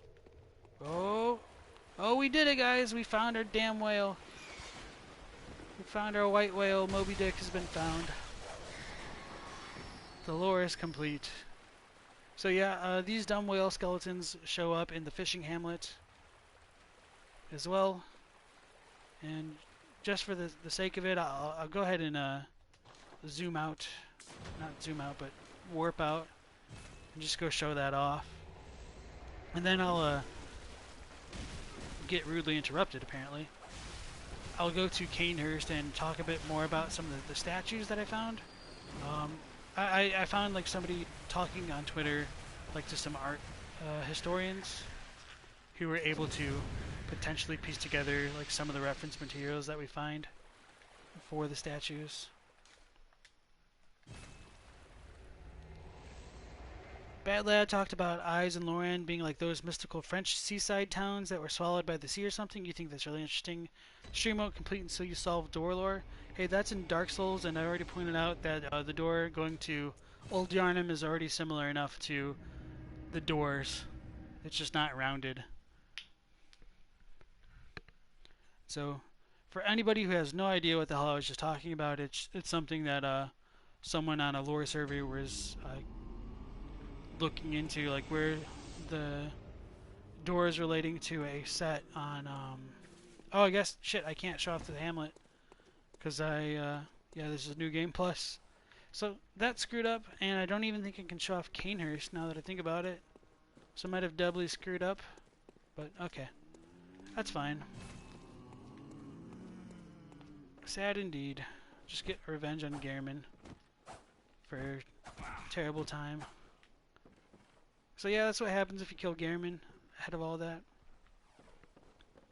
He just fades away and we won't see him until we fight him later on. So if you guys have any more lore questions, go ahead and ask them now. Otherwise, we'll probably be ending the stream and the Let's Play in general. And so I will go ahead and thank everybody who has stopped by and supported me throughout this endeavor. I apologize for like all the little hiccups. It's been a learning experience for me in terms of streaming and setting things up. Why does Ariana have shoes? Maybe because Miyazaki just wants a little bit of a mystery for his foot lore, and sometimes bare feet just get a bit boring for him. I don't know. Or did you actually mean that like legitimately and not just a kind of a troll question? I'm going to assume not with those lulls. Alright. Yarnum has bare feet. Yeah, and her arms are shackled together, so with her having like the Ring of Betrothal, I don't think I have it on this character since I reset. I'll go ahead and read the text for that and just kind of talk about it, I suppose, since that's something we haven't looked at. Oh, and I suppose I never did like go into an explanation as why like the Pthumerians might be great ones. Oh, I'm in the wrong section. Okay, key items. Alright, so the Ring of Betrothal is a wedlock ring given special meaning by the Great Ones. The inhuman beings known as the Great Ones imbued this Ring of Betrothal with some special meaning. In the age of the Great Ones, wedlock was a blood contract only permitted to those slated to bear a special child. And we can see Queen Yarnum wearing that ring in the Nightmare of Mensis really easily, because you can zoom in on her hands and stuff like that. So if the Great Ones are Pthumerians, this could set up that like the virgin birth is just something that'll happen if like a woman gets funneled enough blood dregs to have a child of blood. It could set up that whatever is in this Yarnum stone is a great one. We have reason to believe like this could have been Murgo, and Murgo is likely a great one because Murgo's cries can transcend dimensions and we can hear it in the waking world. Even though Murgo itself is found in the Nightmare of Mensis. There's also the thing that in Japanese it says like the inhuman beings called superior beings or great ones gave special meaning to this engagement ring, and so we do know that Pthumerians are quite often referred to as being inhuman in Japanese or superhuman in English. And when we consider like the one chalice rites, the cursed chalice rites pisses off the great ones to make them become angry at the player, that would potentially be like if the Pthumerians themselves are kind of great ones or inhuman, superhuman, beyond human, they are the great ones that are getting angry, and that's why their attacks and things like that will hit harder. So I don't necessarily fully buy that. I just did want to bring that up as a potential reading into the Pthumerians, especially if we consider like that so-called Age of Great Ones and all that, just because we don't really get any other ages mentioned to us besides like what's brought up with like Thumru, Eyes, and Loran. So I think that's pretty much it for this playthrough. If I forgot to read an item somewhere, I apologize. I know there's like the sages, but I don't think there's anything too big lore-wise that we haven't focused on in one way or another. So thank you for being patient and listening to my rambling on, especially about pretty insignificant differences between English and Japanese. Sometimes there is a lot more to it than there might be at a surface level. So thank you for everyone who's come in and commented and lurked and all that stuff. So hopefully I'll start making YouTube videos about Bloodborne lore, especially with like the PS5 announcement and potentially having more people being able to experience Bloodborne for the first time and being able to come into contact with this terribly, terribly hard to understand lore for themselves. So, alright, thank you once again, and have a good day.